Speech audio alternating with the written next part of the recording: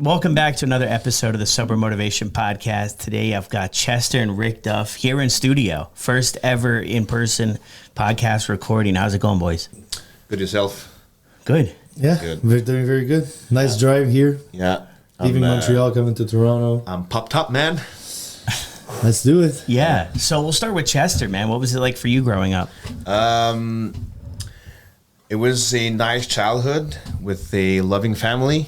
My dad was a cop. My mom was a stay-at-home for like maybe 2, 3, 4 years of my life. Then she found a job, and they were involved in my, like, with school, sports and stuff. And I have a brother, a big brother, and we're like best friends since forever.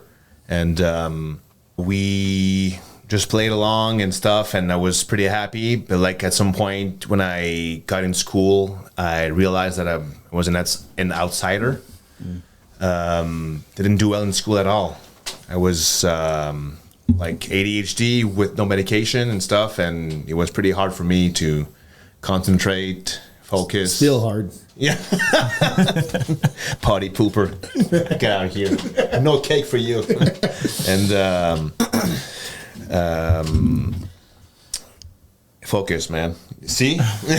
but like for real, it was really hard for me. Didn't do great in school, and then I was put on like Ritalin and Adderall and stuff, and my grades did better, but still I was still an outsider. I was stuttering a lot and was picked on with that, and it was pretty hard for me, like, to just fit in and to express myself. It was really hard because I felt like nobody would understand what I was saying, and it was really hard. And I was coming back home and was crying in my mom's arms, and was just devastated every day of my life because, I mean, kids sometimes are like really mean, and so it's kind of hard. Well, like when you don't have no value of yourself, and you don't have like this experience in life where you just can put things aside and be like more focused on what you do great in your life. Like, well, I'm good at sports. I'm a polite young man. I don't know. Yeah. Yeah. Well, thanks for sharing that too. It's interesting. Very relatable story too. I mean, I never did well in school, struggled with ADHD, got on medication, always seeing therapists and doctors, and it felt like everybody was just trying to figure out what was going on. But I find too, and maybe relatable to you, that really destroyed my self-esteem, confidence when everybody else would celebrate their test scores. And it's like, hey, how did you do? And I just remember vaguely, I would just want to get that in my backpack as soon as possible. Yeah. And like, I think that's when I started lying too. Like really started lying to other people, like to sort of maybe protect myself a little bit from what I knew was From coming. judgment. Yeah. From what And other from my people. parents as well. Yeah. Because like my dad was very good at school, and he didn't understand that I could struggle. I mean, yeah, he understood the fact that I would struggle.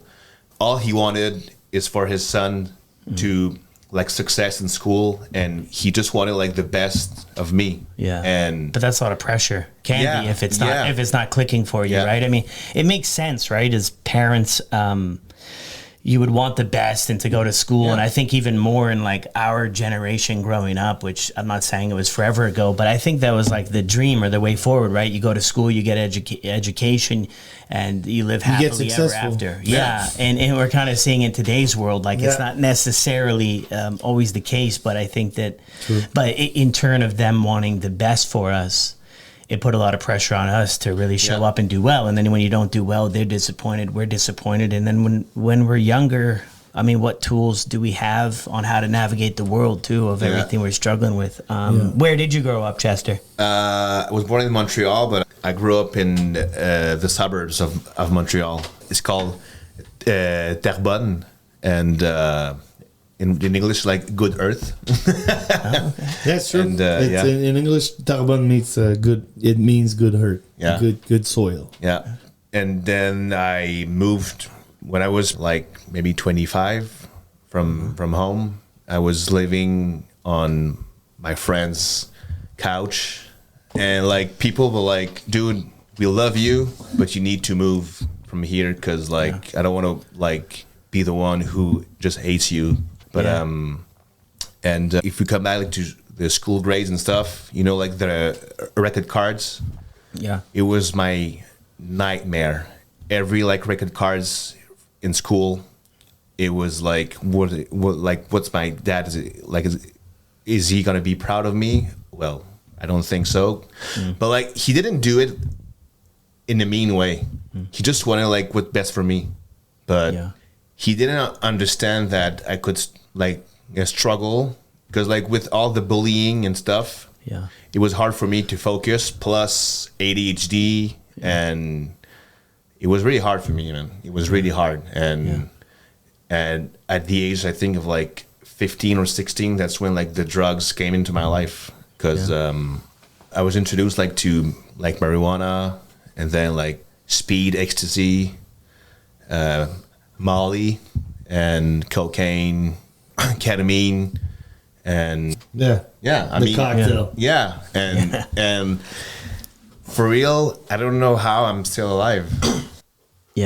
I've always been an intense fella, and so like when I was using intensively, man. It was very intense. We'll get to that part too. Thanks for sharing that too, for growing up, man. So much of it relatable of how difficult that is. Now I know a lot about Chester because he's been part of the community for months now. I would hate to guess at how many and be wrong because Chester knows his times. 8. Right to a T. But we've also got Rick Duff with us, and what was it like for you growing up? Well, same kind of beginning. Very happy family. I have a brother called William. He looks a lot like me. We're best friends. Like we're 1.5 years apart from one and each other. So we've always been close. And I was born in Montreal, then moved to Belgium because my parents started a business that needed them to go to Europe. So I moved there when I was 1 year old and stayed there for 5 or 6 years, if I remember correctly. Came back here in 2000 in Montreal. When I say here in Canada, in the year of 2000, and went to school. Pretty nice everything, man. Nothing was out of hand.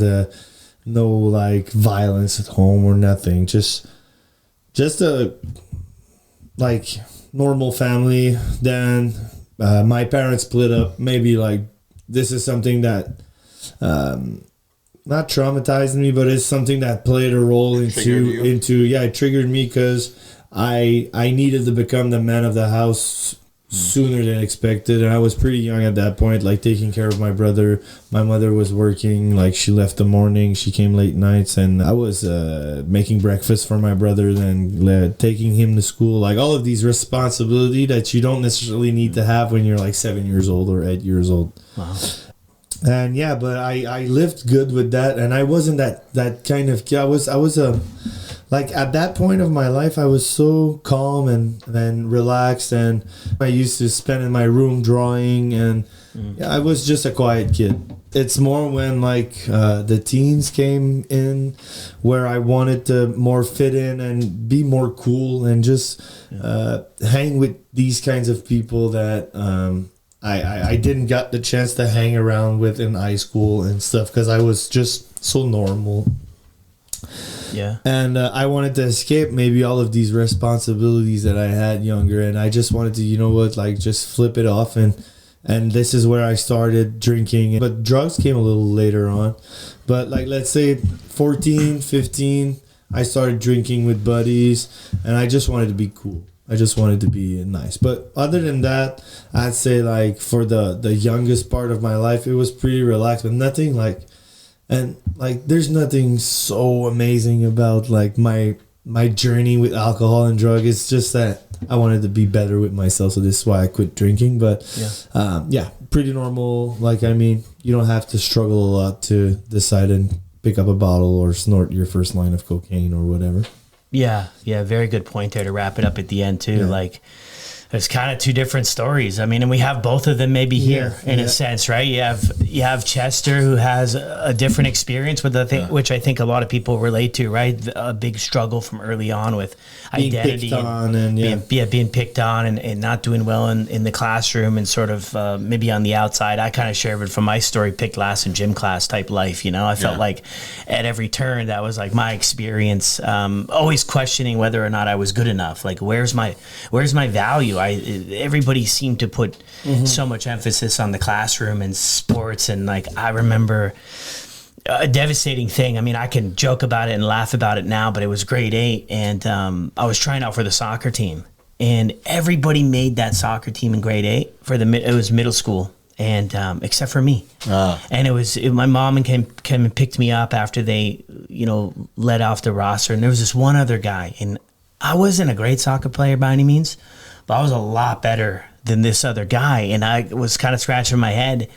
And I told my mom, like, this big lie. I can't remember exactly detail for detail, but it was just such a crushing blow, And then the next Friday, everybody who has made the team has all their shirt and tie on, and I was just kind of the guy. My buddies are wondering what happened, and I realize now it was my attitude. I just had a really bad attitude. It really had nothing to do with. It's like you don't want to conform. That's a certain type of attitude that everybody has conformed in the team. Yeah. Like, you want to stand out, kid? Yeah, stand out alone. Yeah. So that was the thing. But, it was kind of like another one of those things, right, that happened. And it wasn't like a one-off story, but it was like things like that happened.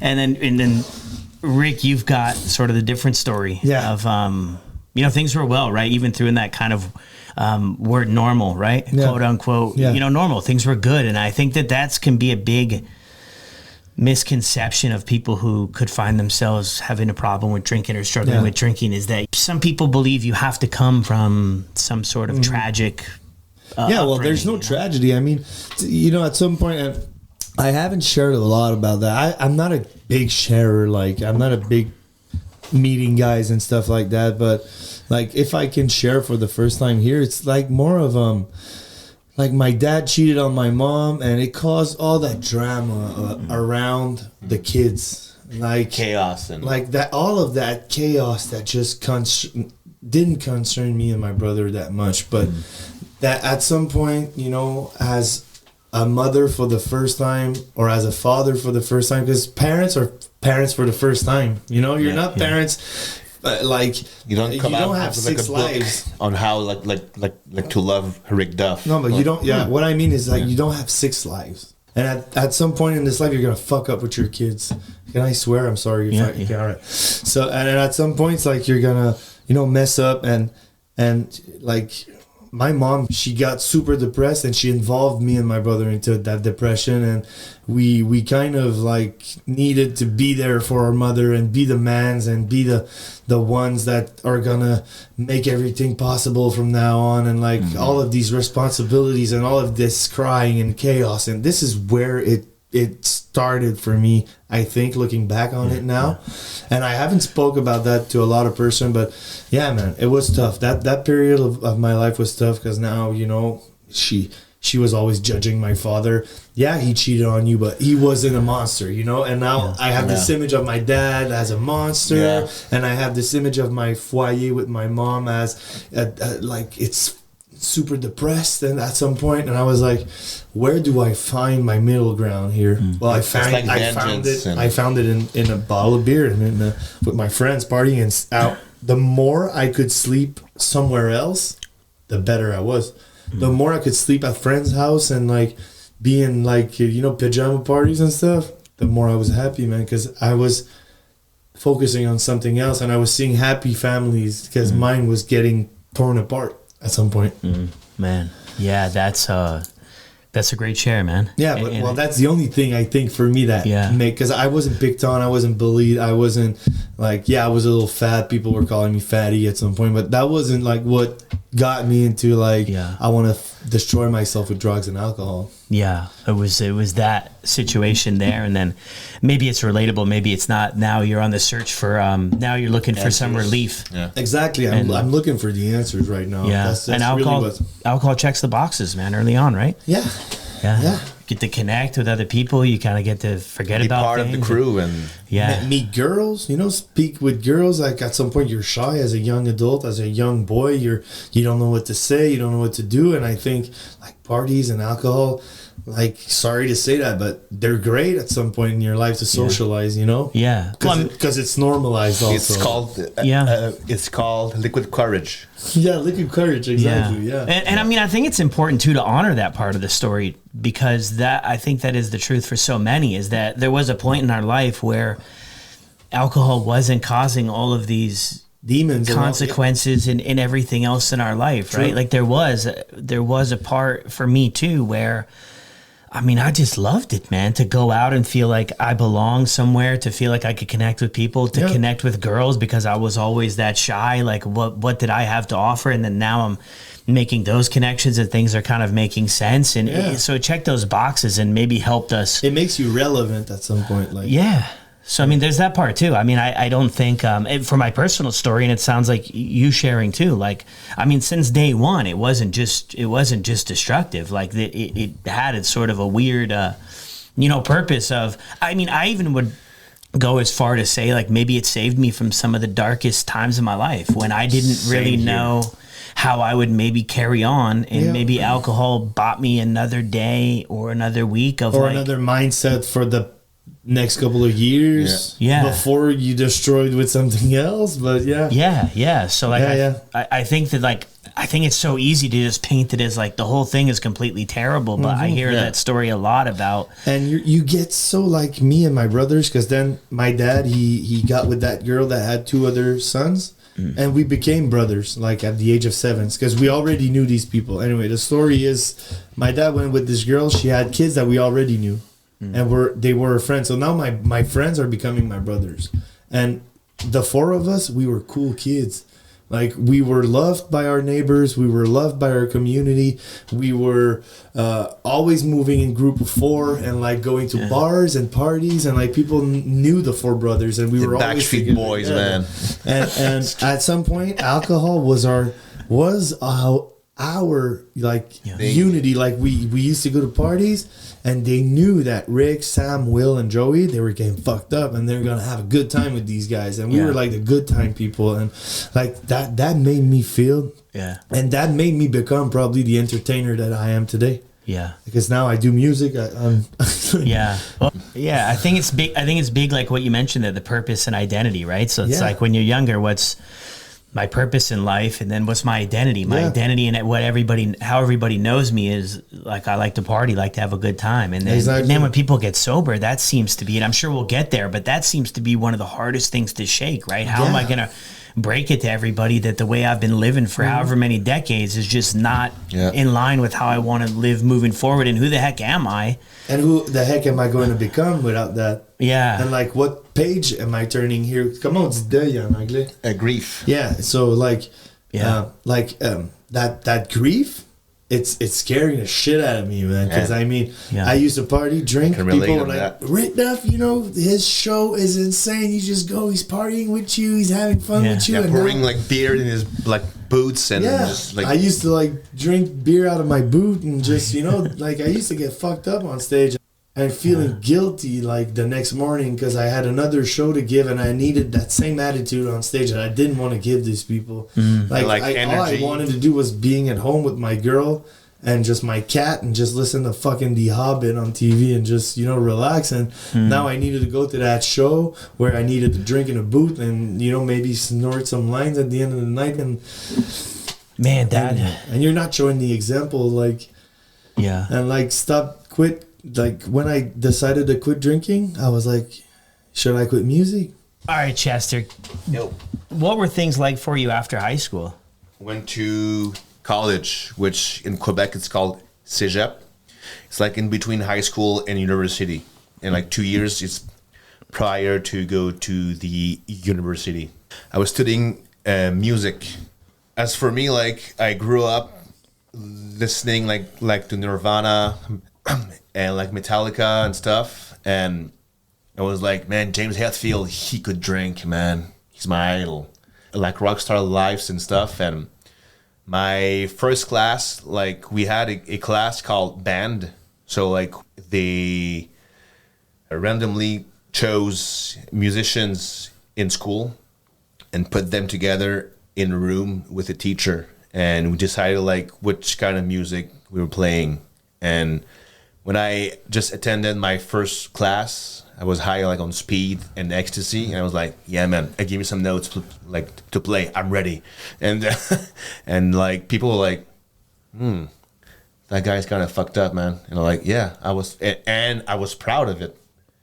Like I was proud to be like the party animal of like Cégep. And then I met like this girl. I was madly in love, and all these drugs, like she was not a big fan of drugs, so I just like quit drugs for her and not for me.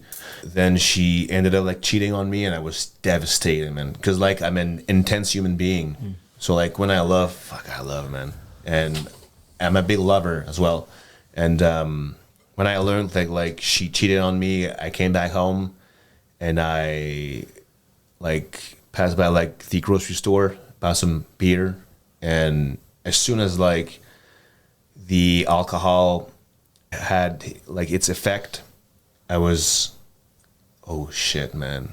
It was the thing, man. It was my drug of choice. And how old were you then? 20, I think. Because you didn't drink that much before Cégep. Like, I used to drink here and there, but like drugs were like my like thing. you mean popping pills and cocaine and all that. It was my thing. Yeah. And then when she broke your heart, you fell into alcohol. Oh man, I did like 0-100 in like a second. You was drinking every day from that point? Yeah, and like my parents had like a mini bar, and 2, 3, 4 days a week it was dry. And what'd they say? Dude, what the fuck, man? And like my dad, he was in Haiti with the UN for like a year.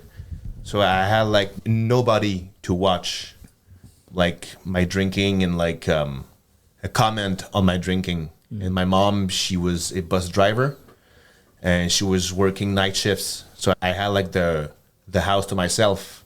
And this is where like I sorry mom and dad, but I stole money from like their drawers and stuff, and going to it's called SAQ, Society of Alcohol of Quebec.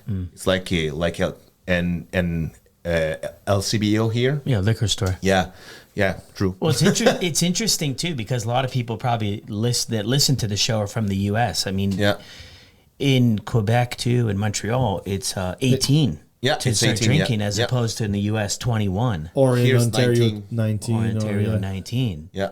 So I mean, when it's there, you probably don't even, in those beginning days, you probably don't even think much about it. You're going to the store and everything, just picking it up at 18, right? And at 16 and 17, your parents are going to let you, even 14. Like my dad, he let me out a beer at 15. Yeah, me too.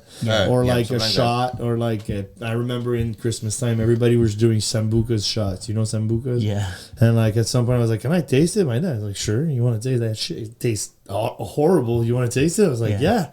Tasted it. Like it's that European, like Quebec. It's more of a European culture we have because of the French and all that. That drinking at an early age, it's not that bad. Yeah. It's not that big of a deal, actually. Yeah.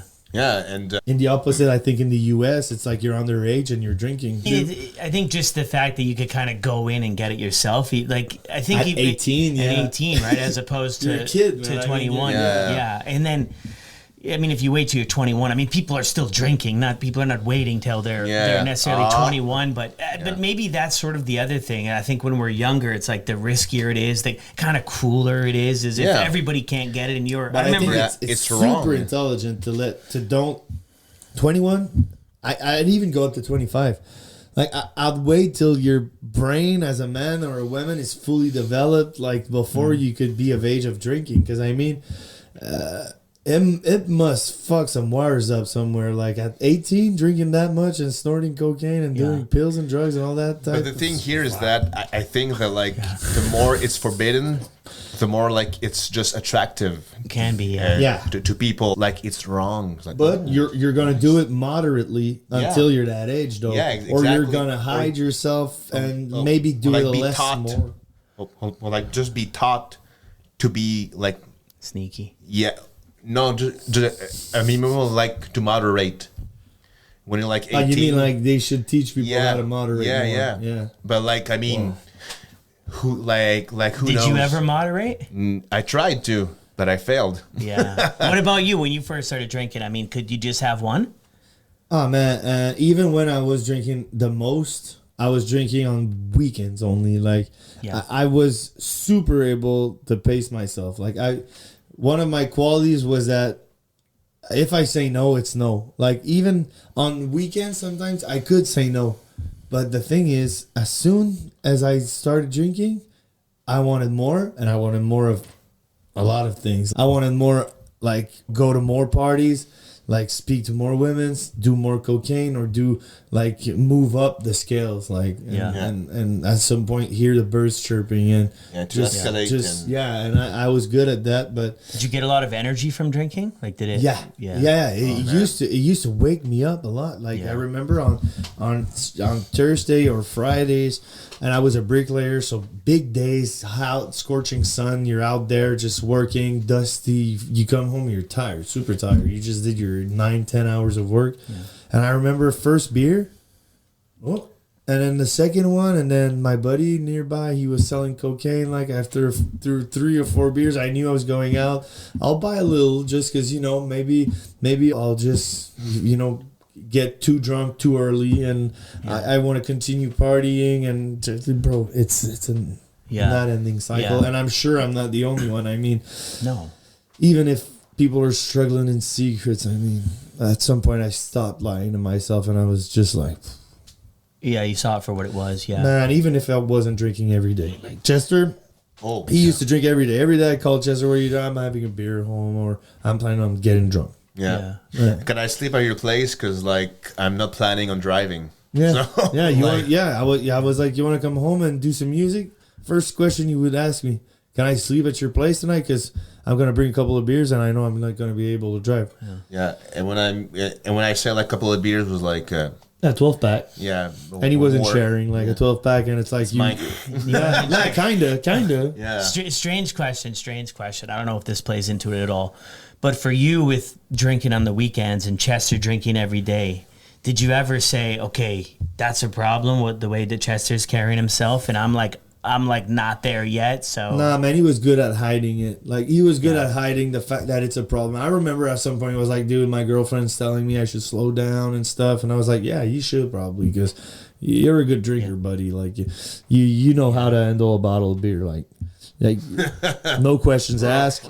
Like we knew, like everybody knew Chester was that big drinker and that big party animal, that it's super sweet, never like disrespectful, always like good manners, and he speaks loud, and he like at some point you need to tell him like, bro, slow down, homie. But nah, man, I wasn't the one telling Chester, hey man, you should stop drinking, because at some point it's not my fight, man, and it's not I didn't see it as much as other people around him were seeing the situation, and I think I had my own demons to battle with. But. True. But so where do you go from there? So you're at music school, and you've had the heartbreak, and you're really leaning into drinking. Yeah, and like there were so many red flags, and when I said like that I did like 0-60 miles an hour in 1 second with alcohol and drugs, is like maybe like 2-3 months after like I started to drink heavily, I partied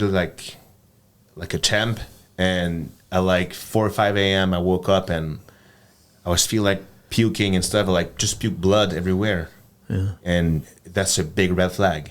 So I didn't drink wine. Like I had beer and like a bottle of whiskey, and I don't know, like how many grams of cocaine, and when you puke blood, man, it's bad. Yeah. And I was like, I'm cool.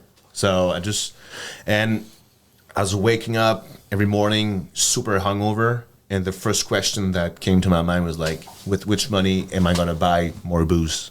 It was bad, man. I was going like to the liquor store and buy like this 750 milliliters of like gin, the cheapest like bottle of hard liquor that I could buy, and would down it with more like with more beer and stuff. And I was home playing bass or like guitar with like all my crushed speed, because like cocaine was too expensive, so I would just like throwing speed. I don't know if you guys call it speed. What, like Like- Adderall? And No, amphetamine. Oh, Like amphetamine, like like speed meth. from Yeah, but meth, but the way it's done where we're from, it's like they're making them in that Pills. they're attractive pills like that looks like Megatron or logos of the Maple Leaf, let's say, or whatever. Oh, okay. It's like, and we call them speeds because it's like it's methamphetamines in pills that you Yeah. take, and you just get super high up. Oh, okay. yeah. Never and, done like, it actually. So you're doing that, and you're just hanging out sort of in the basement of your Yeah. parents' place. That's Yeah, sort of yeah. like how things. Are you working or anything? No, No. so How do you that's- get all this stuff? stealing, or like just like asking for like a favor? Oh man, I'm gonna like, can I borrow, Yeah. quote unquote? How are you feeling Money. about yourself? Like I didn't care, man. I just inside? wanted to die. At that Like, point in your life. Oh yeah, I mean like, She had cheated on you, and like I felt like shit, man. And like, if I can like go back in time, I was 9 years old and I was doing bad in school, like I said at first, and it was different. And I told my mom, am I different and bad in school, so I deserve to die? Like, I don't deserve to live. And she was crushed by like that question. I was 9 years old, man. because you was- felt different. Yeah, and like I was feeling so bad, and I put that like these memories in the part of my brain locked up and threw away the key. And like I spoke with my mom. I came clean to her and told her like my drinking path and all the things that I've done, and she was like, "Holy guacamole!" It was like too much for her, and that's when like she told me that like memory that because I don't deserve to live, and she told me that like I was mutilating myself, and like just being like just self-destructive with booze and stuff, and two, like I don't want to throw my dad under the bus, but like I was not really like allowed to cry at home. And it's not like because he didn't want me to be like a softie or something like that. He just like Didn't want to get involved in your feelings, and yeah, because he didn't know how to deal with these feelings. Because like he got raised by his dad, and my grandpa was like stiff, and boys don't cry. And so that's why like still today I'm struggling with like crying like in front of people. Yesterday I like on our way we had this beautiful like conversation where I opened up to like Rick and told him like, man, I struggle a lot, and I was emotional and shed some tears, and I was like, dude, I cried in front of you, man. And I was super proud of myself. Yeah. It may sound like silly, but I think like at some point I cried on stage at some point, and I cried playing music in front of 1,000 people this summer, and I was Yeah. like, shit, man, yeah. why am I crying? But But I mean, at some point, I feel you. Like shivers come down your spine, and you're trying to shake up yourself, try not to cry, and the emotion is just so hard to retain. And at some point, you just gotta let it go. yeah, but it's really hard. And the only moments that I would be able to naturally, quote unquote, cry was when I was very drunk. And I was a fun drunk, like he said, but at some point I was going back home where like people thought I would just stop drinking, but like there were so many beers waiting for me home. Yeah. And I was just like chugging them and was crying alone. where like a few hours like before I was having the time of my life. Yeah. And then I met that band called Noise, which we're playing with Rick Duff now. I attended like a show, was high on mushrooms, cocaine, and was very drunk, and I just got up on stage, which was not my show, and just yelled at the microphone, and they thought to themselves, that guy's cool. And the next morning, they called me. I didn't sleep 1 minute during that night, and was super hungover, man. Oh, I was painfully hungover, and Alex called me. He was like, hey man, I'm Alex from the band Noise. Care to join the band? I was like, yeah, sure, man. And Chester came into their lives. yeah, man. And the amount of intervention that I had from them was like, dude, you're drinking too much. So what I learned to do was to like fake being sober. Yeah, and I was always carrying a bottle of whiskey in my bag. Yeah. 26 ounce of whiskey, and I was sneaking it out and just like chug it. That's So- exhausting, man. Yeah. Way to live, right? Yeah. Trying to keep it hidden all the time. Yeah. Yeah, Lied, I and lied. and like Yeah.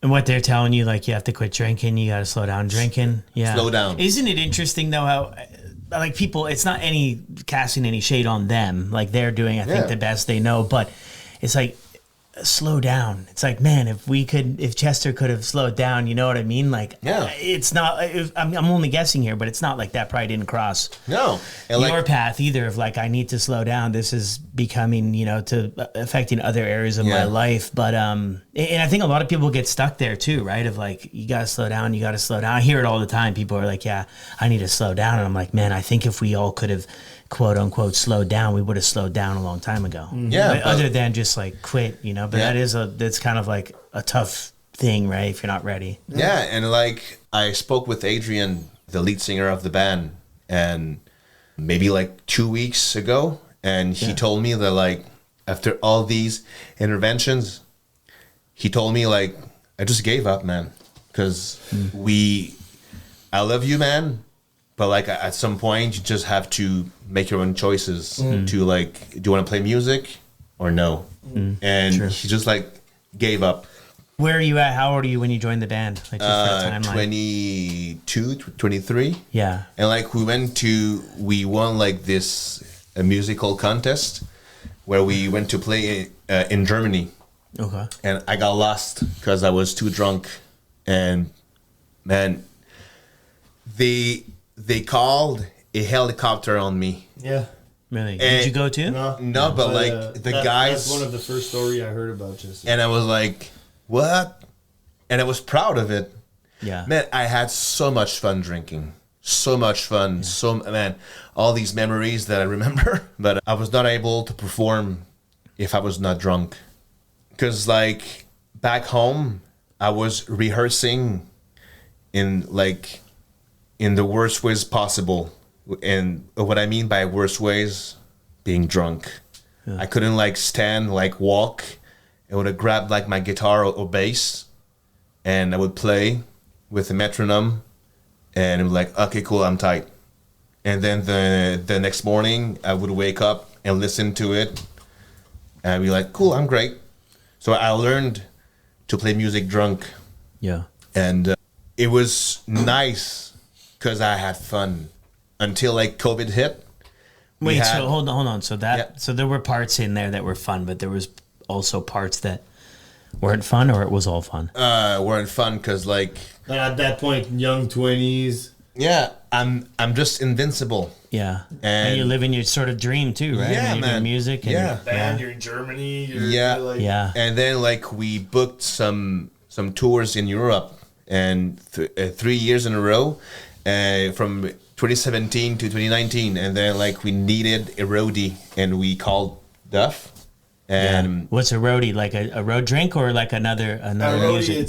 it's like a tour technician. So driving Yeah. the van, setting up the stage when we arrived at Yeah. venues. and like at some point we were in France, and So that's when you guys first met, though. on that No, tour. no, a that year before actually. that. Well, maybe I'll care to explain that on my end. Okay. Yeah. But like at some point in 2018, we were like in France, Yeah. and they told me that night I had to drive, and man, I was pissed.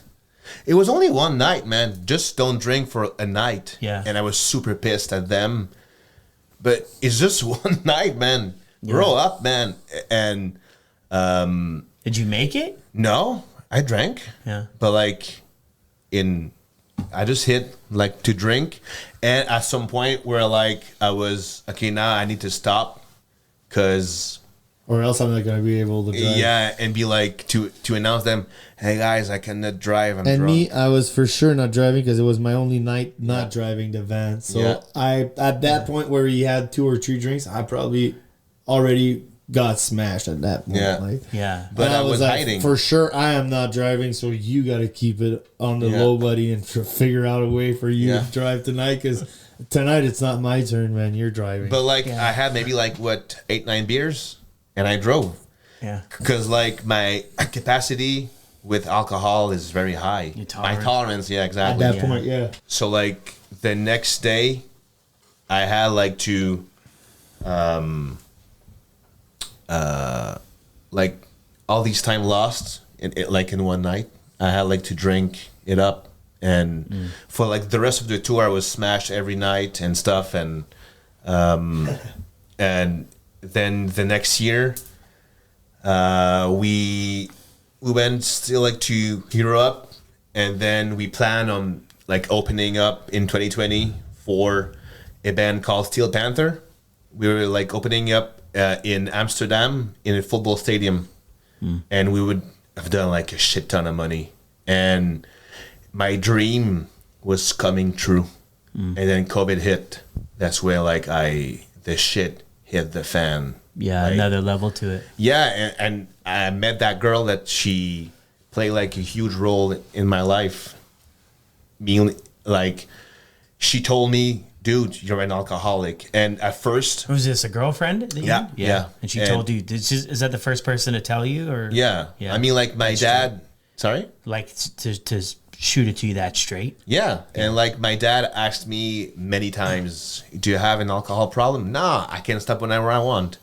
And that was my answer. Yeah. But like, I couldn't stop. You just never wanted to stop. No, and like I can stop like wherever I want. The only issue here is that I don't want to stop. Yeah. So Well, you probably believe that, though. I think that's sort of course. the kind of the part that we get into, right? Is Yeah. we kind of believe that our Yeah. own stories there. I'm wondering to catch up with Rick Duff here. What were things like for you after high school, kind of up to the COVID times? Yeah, me, I actually really enjoyed school. Like, I loved being in school. I loved the community I had at school, and I used to study music as a percussionist in school when I was from grade. Like, the way it works is we do our elementary school, it's grade 1 to 6, and then we go to high school 1 to 5, and then we go to CJIP, and then university. So at my high school, I did like high school 1 to high school 3, like grade 1 to 3 in music, where I really enjoyed myself. Wasn't that much of a drinker, wasn't that much of a drug addict. I only started smoking cigarette. That's where I used to, at that point, that's the story I told you, where with my friends we used to try to pick up cars locks and try, like these are the summers where I wasn't even drinking, or like maybe drinking a little, but all my friends used to smoke pot and hashish, and they all used to get high on something, and I wasn't. I was the sober kid that only wanted to be with the bad boys and just, fuck around and find out. And but never have I gotten arrested by the police or whatever, or drinking and whatnot. It came in way after that. I finished high school, and I did like that program that combined some college studies with high school. I was really good at school. I finished high school with good degrees, and I even had a second diploma with my high school degree. And then I went on and did my trade as a bricklayer. And this is where, with the people from the construction world, this is where it all started for me. So at that point, I was getting picked on a lot by these other coworkers because I was a shit worker. I mean, I just got out of school, and all these guys, they were all high on cocaine and they were all drinking booze. So at some point, I started partying with these guys, going to bars with these guys and stuff. So I started drinking, and but cocaine, I've faked doing cocaine for a bit. Because I wanted to fit in, so these guys were offering me cocaine. I was like, yeah, sure. I would go to the bathroom, just took a key out of the bag and just coming back and like, yeah, I did it. And I didn't do it just because I wanted to look cool.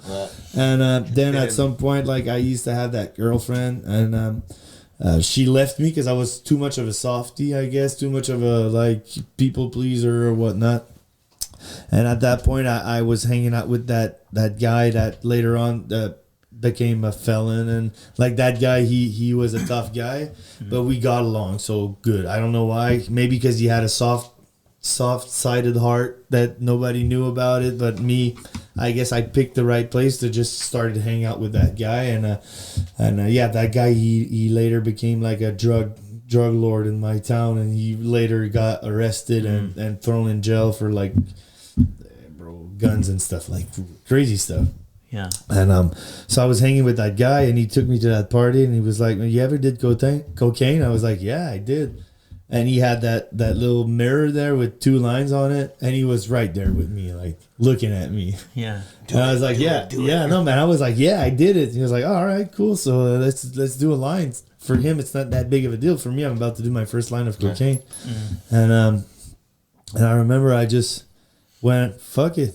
And I just snorted it for real that time. Man, did I have fun that night. Like the rush. Because I always thought in my mind, like, I needed to be adjusted at some point, like with OCD. And I remember I always used to be so picky about some things. But yeah, well, cocaine just entered my life, and I was like, man, that's fun. That's a fun drug. I think I'm like 19 years old at that time. So I waited a lot, like, before doing my first drug, because I wasn't smoking pot even. I wasn't even into that. And even marijuana came in, like, 2 years ago.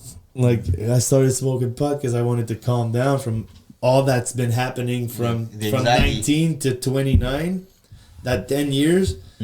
I went fast and hard. I started partying, drinking, and then another girlfriend, she was like, "You spend too much time with your buddies partying." She left me, and then 4 years bachelor, so I just, in my early 20s, was working as a bricklayer, making money. I had this condo with my brother, and we were always up to something, always up to a party, always like, and then at some point, I had this bank account that was a bank account conjoint with me and my brother. Like, we had that bank account for the 2 of us, so we could pay our rent with that. And I started taking money out of that bank account because now I'm spending too much in bars. To do what?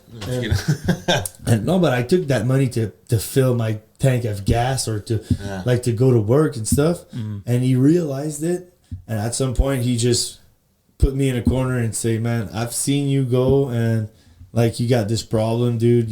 I've been doing the accounting of our you owe me $2,500. I was like, shit, I'm sorry, dog. And he almost punched me at that point. Like, he was so furious about me, and like that girlfriend just left me.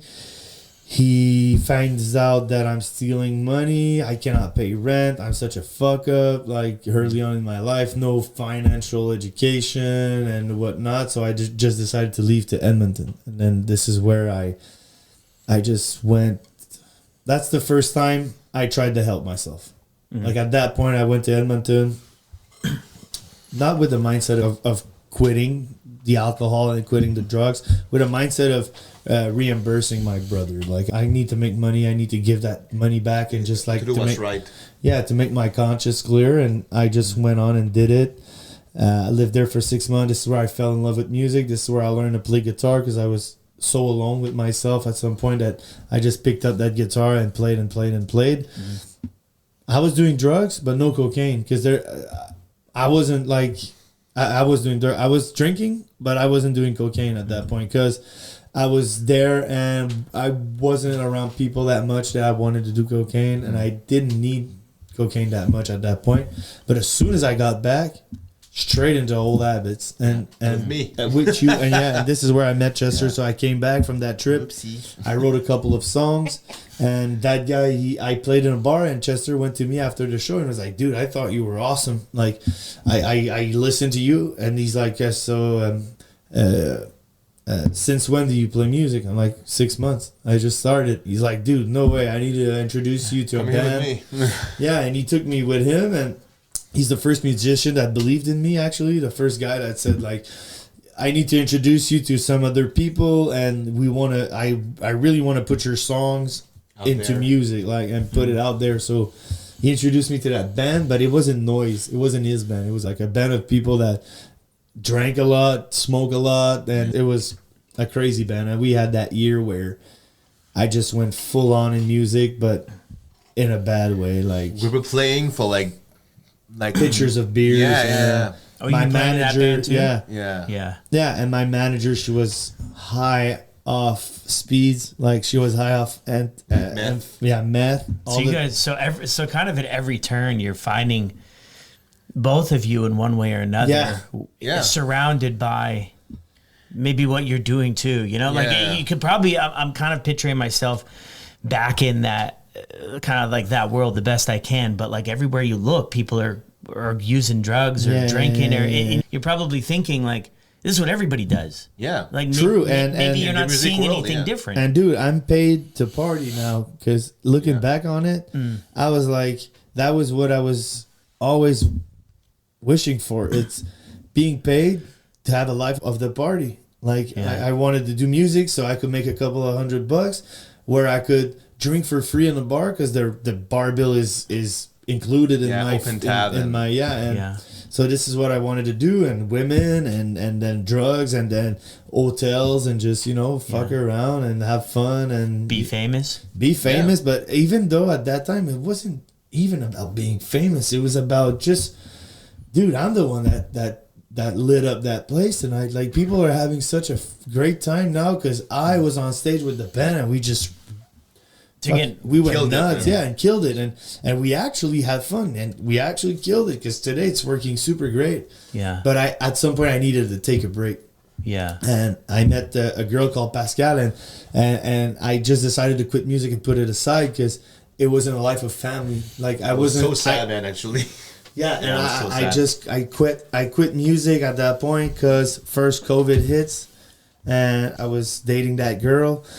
But me and that girl, we were still like drinking, and I was still doing drugs and stuff. And at some point, like, I don't want to get into details with that story, but things weren't great.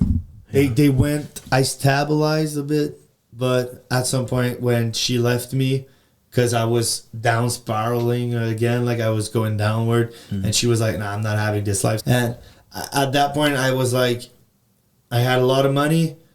All that money, I put it into the music, but that music bring me to the party, and then it was just always going downwards and downwards, while like everybody roller thought I coasters. was going upwards.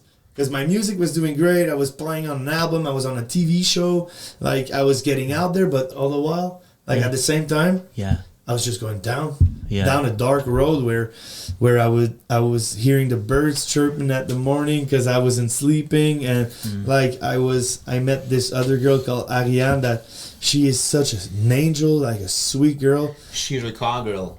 From Yeah, the album. she's a cowgirl from the album, actually. And like, at some point she told me a story about her dad, and her dad died due to alcoholism. And I didn't pay it that much of attention at the beginning of a relation, but at some point she was like, "Look, man, I'm looking for someone who's not gonna let me down." And she was seeing me getting fucked up on alcohol and drugs and whatnot, and at some point she was like, "I'm not comfortable with that anymore." Yeah. It's like, she didn't give me a choice. She was like, "I love you, I'm gonna stay there, but don't be surprised if one day I'm packing my bags up and I'm leaving, because I don't know how much time I'm going to be able to endure all of that." So I took it. I didn't quit drinking. And at some point, I woke up after a show where I was a bit shaky. I was not feeling great. And we were doing 5 shows in a row. And we were heading on our 5th. And I remember, like, I barely could sing because my voice was so cracking up of all of the abuse that I've been putting on my body for the last month.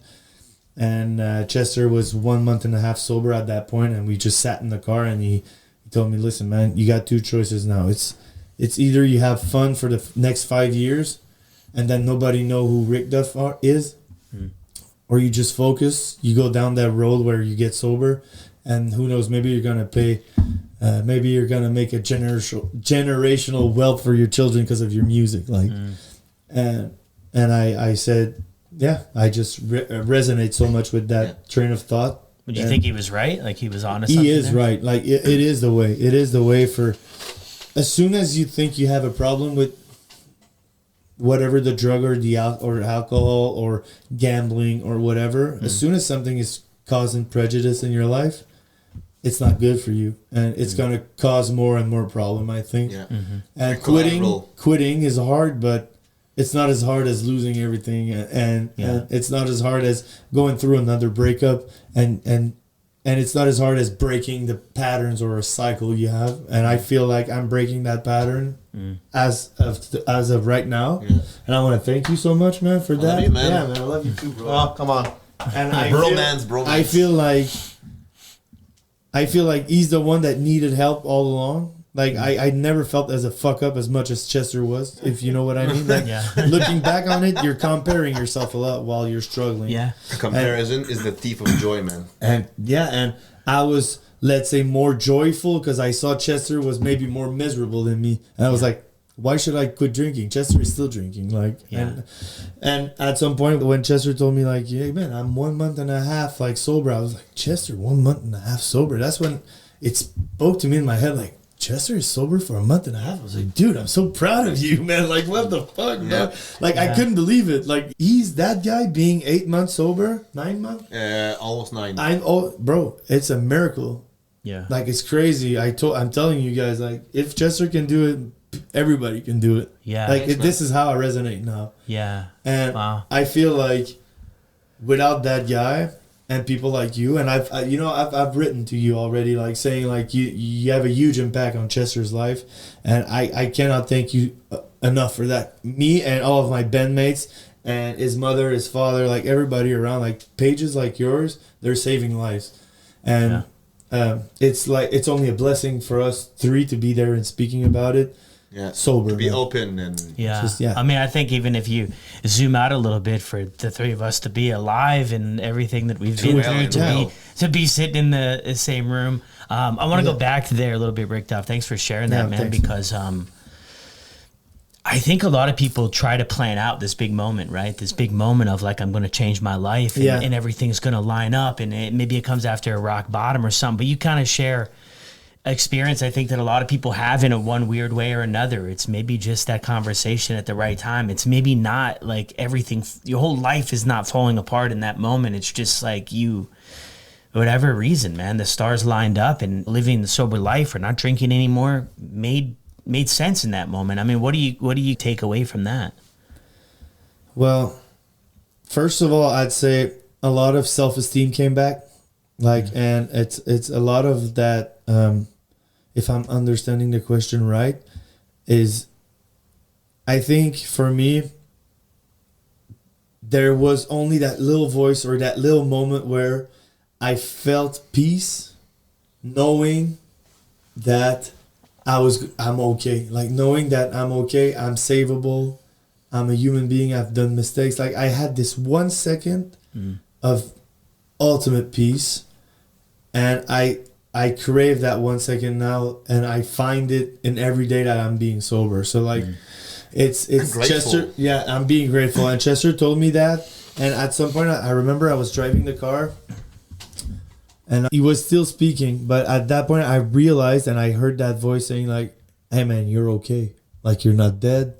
Mom is there, dad is there, your brothers are there. Like, you have this girlfriend that loves you, and you love her, and." Yeah. Like, you're fine. Just quit drinking.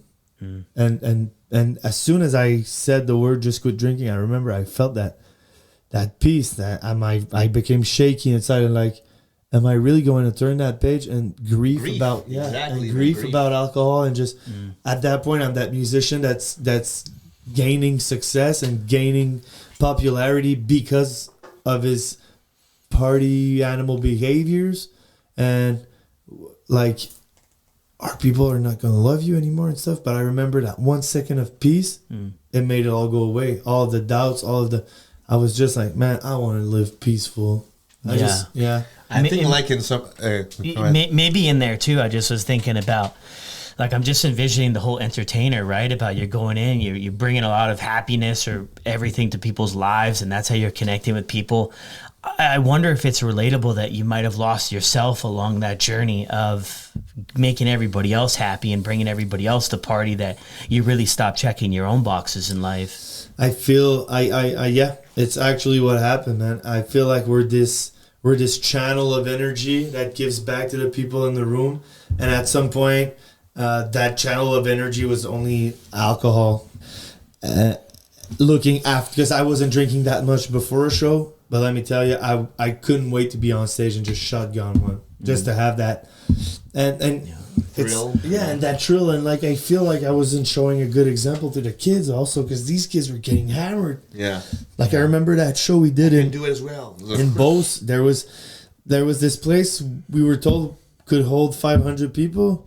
Oh man, dude, we came in, there was 1,000 people. Like people were jumping on top of each other. Man, it was mad, man. And we brought madness like that night. And I have videos of that night where we're just fucking hammered, man. And like it was I was throwing beers at people, and like I like equipment and stuff, and like you don't realize it, but the next morning still I was feeling shitty, even though 1,000 people just had the time of their lives. Me showing love, and I had a shitty time, bro. I was impatient, I was irritable, like I don't know how to say it. Irritable, anyway. It seems like too, as things kind of go along too, it's about, I mean, that's kind of like what we've been touched on earlier, is that identity, right? Like that was like your maybe your purpose or your identity too. But yeah, it's interesting too to even connect the dots as like what Chester approached you with that conversation.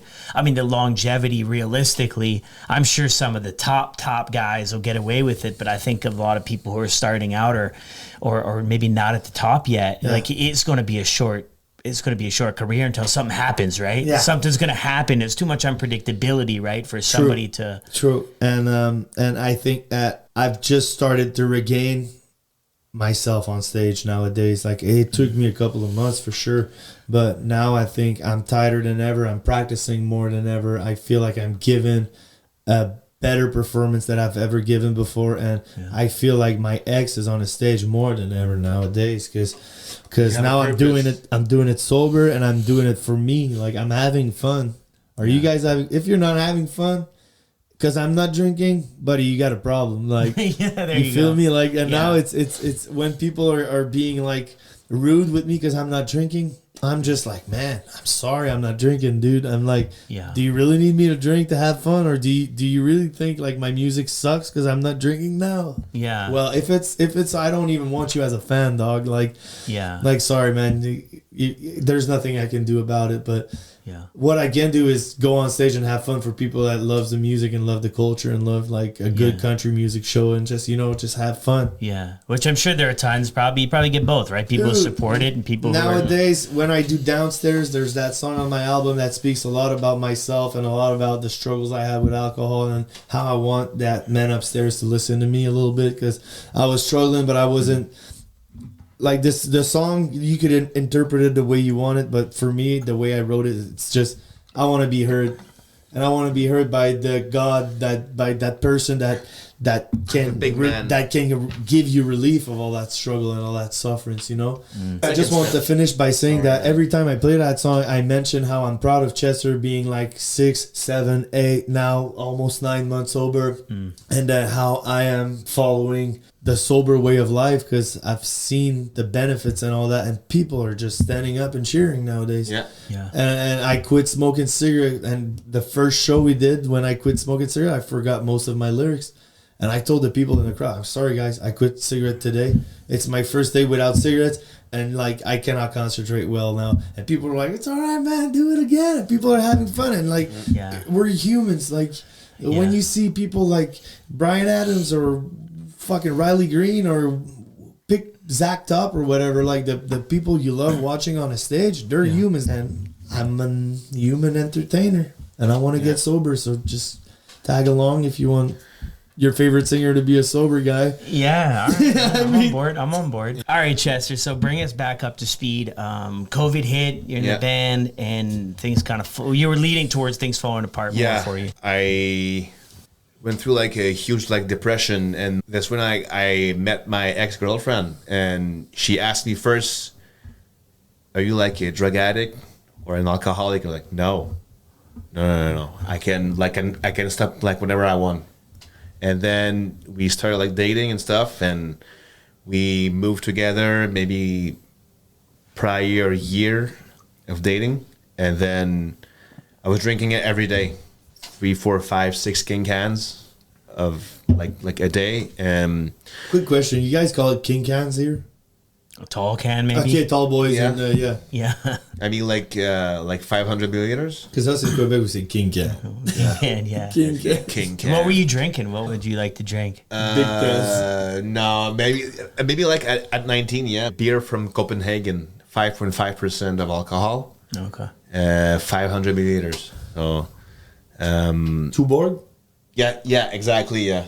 I remember these cans laying like around golden everywhere. cans and You could see where Chester went. Like you could see, there was one next to because Chester used to live in that place where there's you still live in Montreal, right? Yeah. So there's that wooden door. There was always a can on the side of that wooden door, and then there was that ashtray. There was a couple of cans around the ashtray, and then you would get right into his room, and there was a couple of cans laying on the floor, and then you would go to the kitchen, a couple of cans on the it was a mess, cans everywhere. But she was an early bird as well, so she went to bed early, and like she was getting up early. So my worst nightmare every night was like the 11 p.m., which is where like they stop selling alcohol, and she was going to bed at like 10:30, 10:45, and I was wishing that she just like stop talking so I can go get my beers. Oh, it was like a secret, so she didn't know you were on I there was when like she went to seeking bed. out like Scooby-Doo tiptoe shit, but like and then I would chug all these beers, getting super drunk, and I already had like my 5 like tall cans, like King cans. While she was there, So like for you, yeah. drinking moderately was like your 500 milliliters cans. Yeah. While you were with your girlfriend. Yeah. I didn't know that. Yeah, and then like as soon she can hear us, but Yeah. but anyway, so then I would like sneak out and come back from the convenience store and just chug them. So all this like time lost, I would like just drink them away, and I would listen to like sad movies and just cry my eyes out because I needed to get rid of these emotions and just hidden emotions. And at some point, like we took a break in like at the halfway of like our dating lives, and I was a mess. And then like she came back, and then I had like a gym subscription. Once a week I would go to the gym and then not drink. Man, at like 1 a.m. I was waking up and my bed was soaking wet. It was soaking wet from like the withdrawal. And like the rest of the week I would drink maybe like in liters, maybe 5-6 liters of beer like every day.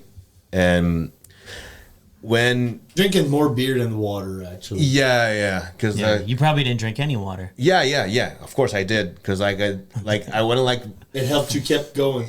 my hangover was like way better. Did she catch you doing all this drinking or no? Sometimes yes, because I would fall asleep in front Without of the cleaning TV, and like she would wake me you would up. fall asleep in front of the abs, giving a whoop to the Maple Leafs.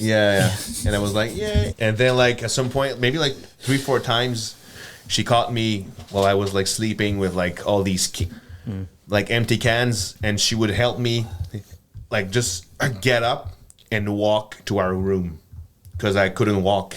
And like at some point I came back home from a party when like everything opened up again after like COVID. Where I probably was. Probably, yeah. And I came back home. We had like a big argument, and I mean, like, I'm sorry for saying that, like, to her, but like I told her, you know what? I'm drinking that much is because of you. I'm drinking like because of you. It was so mean, man. It was bad, man. And she didn't take it well, and obviously. How can, like, she wasn't drinking at all. In 3 years and a half, I saw her tipsy maybe like 2-3 times. And like we were renting some cabins, and I would bring like 40 beers for like 2 nights. How do you keep this going for 3.5 years? I don't know, man. Like, She was so patient. No, but at some point, I think that she knew, like she knew, because I remember her at some point. You came for I don't know what reason where I was living, and we had a couple of beers, and I remember a face or like an expression she had of like miscontent and well, she knew. She knew, and she was just hoping maybe he would get better. And like I was partying a lot. You know what's wild about that? Like I think of putting myself, because I've been in those relationships too. I think of putting myself in their shoes to think of like how much grace they gave me. I don't know if I could ever be that graceful. If it was flipped and they were the ones struggling, like I've never been in that situation, but I don't know if I would stick around. So for people to sort of have that blind faith, maybe in a sense that you're going to be able to turn it around, I think is like pretty cool, pretty courageous, right? That'd be difficult for me to do that. Man, she tried so hard. And God, thank you for these people, like these graciousful people, these faithful people to, like, let's say a daughter to her dad or a like, son to his mother. Or these people are graceful and they're patient and I like there's no word to describe like how grateful I am for these people that were patient and took the time to save someone. It's like you have something in your teeth and you're about to go on TV. I'm gonna tell you, hey, there's something in your teeth, man. You're about to be seen by a lot of people. It's the same. It's the same. Like, hey, you're out there. You're going to work. You look like that. Yeah. You're living your life. You bring your daughters to the hockey rink and you look like that. Yeah. But like at some point, shake yourself up a bit, man. Have some respect for yourself and just and then they're being patient about that. Like yeah. Like you keep on fucking up and they keep on showing up. Yeah. And I would just like go outside on the street, scatter around like a few cans here and there in like other people's recycling bin. So like when she opens up, she sees like 2-3 cans. Oh, cool. He was reasonable. Yeah. So it was okay that you drank, but just not in excess was problematic. It was not okay because like she didn't like it but it was better if you had less. It was less worse. I mean, quote unquote. That I see that ramp up a lot of people's journey when they're in a relationship where there's pressure to quit or cut back. Yeah. And then you jump into that secretive hiding phase. And it really seems to ramp a lot of people up. Like it's a very difficult spot to be in because there might be elements of you that want to quit. You can't quit, don't know how to, where to look. But then you also have this other pressure. You also have this other pressure of like, hey, you have to make changes and you're in love and all this stuff. It's very confusing spot to be, it sounds like. And like 3-4 months before we broke up, she told me like, now it's mandatory. You have to go to an AA meeting, which I kept the chip. Okay. It's written, call before instead of after. And I'm keeping that chip in my like pocket because it's like it reminds me that the person that was sharing, I compared myself to that person, and she said like one day at a time. It says. No, here, look. Sorry. There's two sides of that. But, come on, bro. But and like I'm keeping that coin to remind me that like I've been there and that comparison is the thief of joy. What, the other person's story you couldn't relate with, or? No, because like she was drinking a lot, and I was not ready like to listen to all of it. I only took all the elements that I wanted to keep, which is like I was drinking a lot and stuff. Well, me too, but like I was not ready because I didn't hit my rock bottom, and came back home. So you relapsed after that first going. I mean, I didn't relapse. I just like continue. Okay. So you kept that first going of that first But, like, AA meeting, I just feel like and you probably drank that drawer. night. No, I didn't drink. That night, no. No, I didn't drink because like I didn't want to get into a fight. Like, yeah, right. So, but like my idea was like already done. As soon as she's gone, I'm drinking. Of course. And then, That's where your rock bottom started. no, because she left me. So you were just Maybe like 3-4 months after that, she left me because she was like, "This is my ultimatum. You get to choose between me or the booze." And I was like, "I won't stop drinking for you." That's exactly these words that I like told her. And then like she left me, and I felt like I was being like controlled, and I was holding my horses with my drinking because she was there. Otherwise, man, I would like drink myself to death. Yeah. And then when she left, I had all the space that I wanted to just drink. Yeah. And then I was drinking. And then I was missing work. I would arrive like at work super hungover. I mean, like, What were you doing for work? I was working in a golf club. warehouse. Yeah. Warehouse. It's like it's called Golf Avenue. And man, my boss, he was so patient with me, man. Because like if it would have been him, I'd be like, dude, get out of here.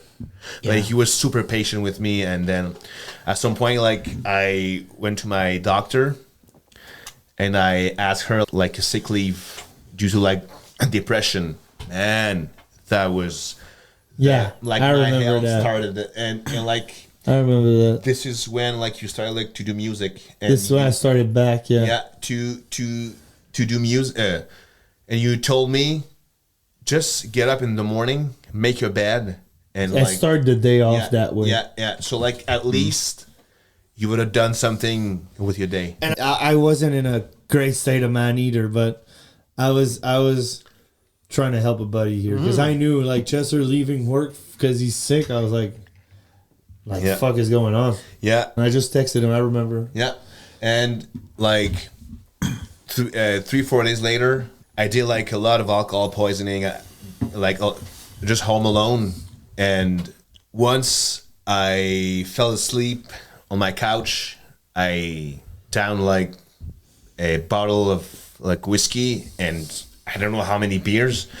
And I started like to puke in my mouth while I was sleeping on my back. And my old roommate woke up and smacked me in the face. He saved my life because otherwise I would have like finished like Probably drowned in your own vomit. yeah. But that didn't ring a bell. So I just continue like to drink, and then at some point I woke up one morning and I was shivering, and I didn't understand what was happening, and I was puking, but not out of a hangover. I was just like puking because I know what hangover feels like. Yeah. And I mean, like, it was not my first rodeo. No pun intended, by the way. And I chugged like 4 or 5 beers with my antidepressant, meth, and my Adderall. It was quite a cocktail, you know? And then as soon as I finished my 5th beer in like 2 minutes, the shivering stopped. But I didn't really notice, or I didn't like think anything of it. And at some point, we went to Adrian's house for like a Christmas party, and I blacked out. Yeah. But like him and his girlfriend, they helped me get to sleep. They held me on each side of my like arms, and they helped me walk. They put me to bed, and I was still dressed, and they undressed me. Adrian held my back with my chin, and his girlfriend made me like drink some water. It was like unresponsive at all. And he was on my bedside, and just to make sure that I didn't die.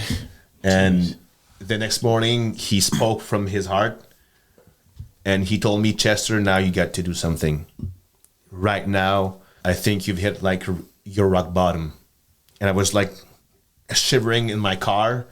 Dude, are you cold? I was like, no. And I didn't say anything because I didn't want like to scare him or like anything. But all you needed was some alcohol. Oh yeah, man. It was my like Did my you get lowest. it? Did you get it that morning? Yeah, no. I went home. You went home? And then like, oof, it was a long drive, man.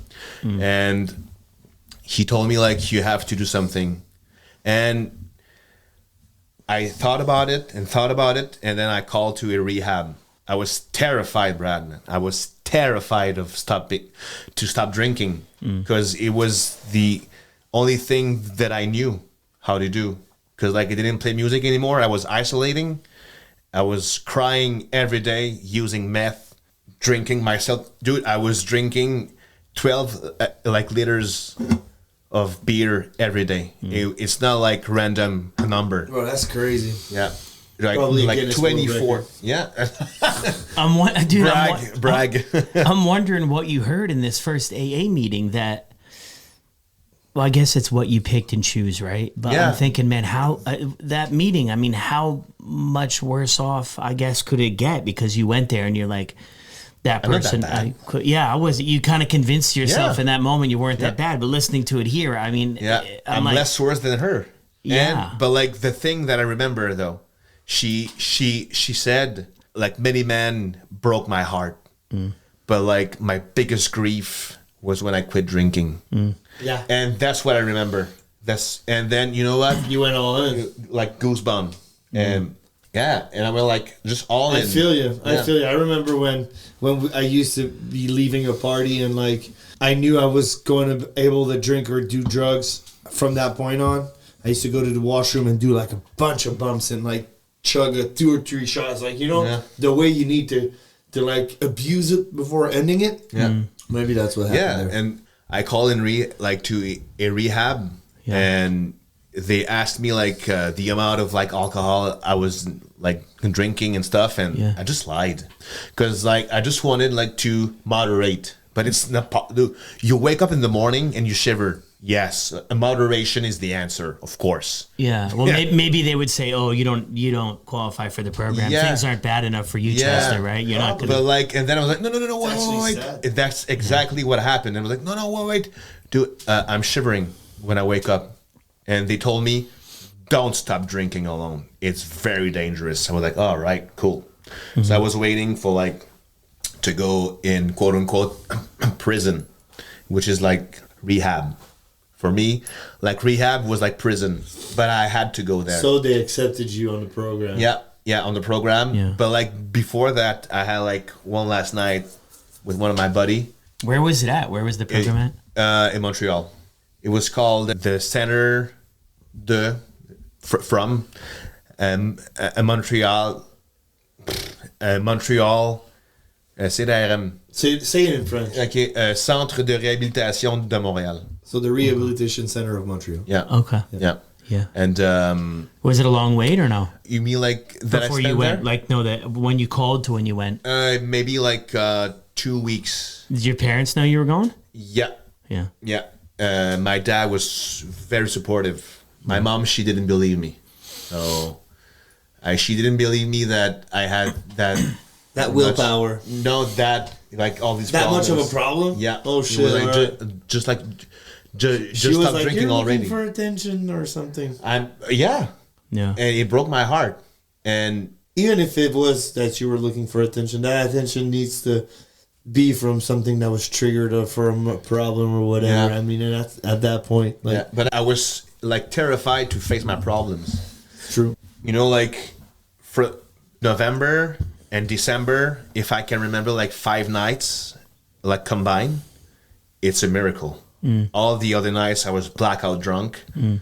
I puked a lot of times while I was like sleeping. Woke up, had like a pile of puke on my pillow, stayed there for like 4 days. Yeah. And because I was too depressed, it was a war zone in my apartment. It was a disaster, man. Self hygiene is going out the window. I was not like brushing my teeth. I was not making my bed anymore. Yeah, and this is while you're waiting to get into the center. Yeah, and so it's like this is your last go at things, right? Or maybe, right? You're just going. Yeah, and like a New Year's, like the January 1st, we had like a New Year's party with my dad's family, and like family on my dad's side is like huge thing. Like it's like family is sacred. And I told them that I was planning on calling to a rehab. And my uncle, he told me like whatever you do, we're behind you. Man, it made me cry. Got home, and I had like my 24 like tall like 500 milliliters, and I already had many more. At the Christmas party. Yeah, and I drank my 24 in like 5 hours, and I tried to kill myself because it was too much to handle. It was like I took a knife, tried like to cut myself, but I was too drunk to cut myself. I couldn't like pinpoint my arm well like to cut. I just fell asleep in my kitchen, and I woke up the next morning like at noon the next day. Middle morning, but and I puked. Like again, drank my sleep, and the puke like stayed there for like a week. I don't know. And then my roommate, he came back from New Brunswick, had to clean it because he was super pissed. January 14, I had like the last night with my buddy, and we like went to that bar, and we bought some cocaine that probably like had some fentanyl laced in it. Yeah. And while I was there, man, at the bar, I had 2 pitchers. I had like 3 Scotch, like triple, 5 king, like tall cans during my day. They served you all of that at the bar? No. Like the 5 cans was at at home. Like, Okay. like my house in the morning. But man, in Quebec, they're not stopping selling. No. Dude, you could be like, you have money to pay your alcohol, you're passed out drunk, bro. Here's your beer, dog. Yeah, yeah, and then, dude, I had like it's 6, like and then I had like 6 more beers, but I didn't have enough on that night. So at like 4 in the morning, I was shivering, and I didn't feel great with all the cocaine that I snorted, and I OD'd on cocaine and fentanyl, and I had an alcohol withdrawal at the same time.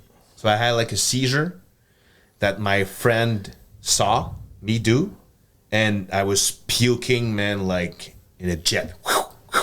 And then I fell like on the bathroom floor, had a seizure, and woke up with like alcohol withdrawals. Yeah, alcohol withdrawal. I was shivering, like sweaty, nausea, and paramedics taking my vitals with like firemen and stuff, and I didn't understand what was happening. And the paramedic told my friend, before we go in the ambulance, you need to pour that poor man a glass of like any alcohol that you have, like strong alcohol, because we might lose him.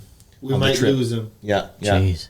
And for me, I was going out like on a road trip, but in an ambulance. I was like, oh yeah, taking selfies. Like you were getting delusional. Yeah, I was like taking selfies with like the paramedic and like, yeah, rock and roll. And dude, it was not funny. And my buddy, Alex from the band, he came with me in the ambulance. And when we got to the ER, man, I was like right away, 3 doctors around me taking like blood sample, because they knew that a guy that had an alcohol withdrawal and seizure was coming to the hospital. So they had to know like what did I have in my blood to give me like the right prescription. Yeah. And it was Valium. Alex called Adrian, the guy who told me like, dude, you need to do something with your life and like to make it right. And he called Adrian, and Adrian, he got up at 6 a.m, hopped on like his truck, drove from like the suburbs of Montreal in the traffic to come to the hospital to take over Alex's place. And he saved my life that day, because otherwise the doctor, after like all the Valium that I took to save my life, the doctor told me, here's like your Valium prescription. You can either stay here or go back home and like detox with your Valium, and then you'll be admitted to rehab. Yeah. And I said, I want to go back home. Adrian said, like, dude, well, we both know what you're gonna do back home, man. You're gonna drink and use these pills. No. So he convinced the doctor to keep me at the hospital, because I was not like mentally like fully there to take a decision. And I was like, no, I'm fine. I was not fine, man. I just wanted like to die. Then I was like admitted to the psychiatric area, you know, like the ward, the psych ward. Yeah. Like, yeah. And then on the other side of the door, it was like all the addicts from like the street and stuff. And I was there. Yeah. And like Adrian was like, what am I doing to my friend? But like, I'm an addict, Adrian. I'm an addict. I'm an alcoholic. And You feel like up until that point, maybe people saw that you weren't, or even yourself too. Maybe they was didn't like, want to believe it. Yeah. Like, this only happens to other people. It's like having like a car crash. It only happens to other people. You know? So Yeah. stayed there for 4 days at the hospital, and the doctor told me the next day, well, you overdosed on cocaine and opioids, and you had an alcohol withdrawal, which is very dangerous. You know, you're not supposed to be alive. So you should have been dead. Like, I don't know what happened, but you're still alive, and I don't understand either. So I was admitted to the center for 21 days. Did all my stuff, and then came back home. And 6 days later, I had a beer in my hand because it was too hard. I just relapsed. After all I just said, I relapsed for like 13 months. And then I was painfully hungover in my bed.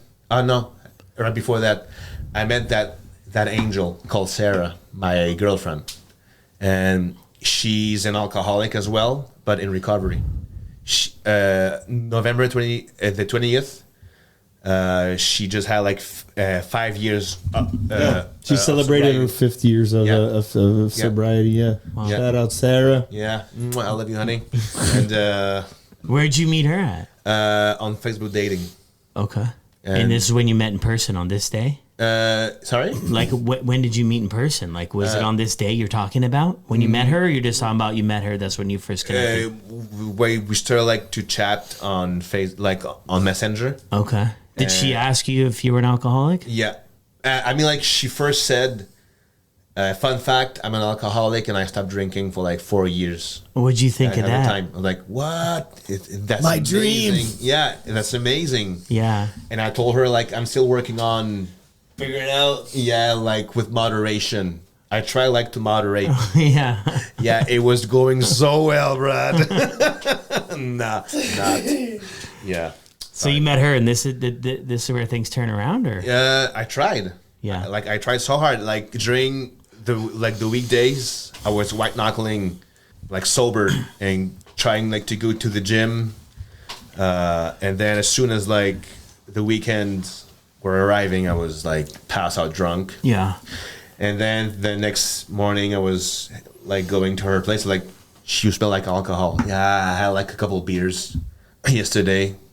Like, nothing of it, but Yeah. yeah, sure. And like, at some point she told me, like, you know what, I'm afraid that, like, To commit with you. yeah, because like, I love you. We were like 3 months into our like dating life, and she was scared of, like, maybe not like with her recovery, Yeah. but it was maybe like she thought about it, but she was like mostly afraid of like me not getting sober.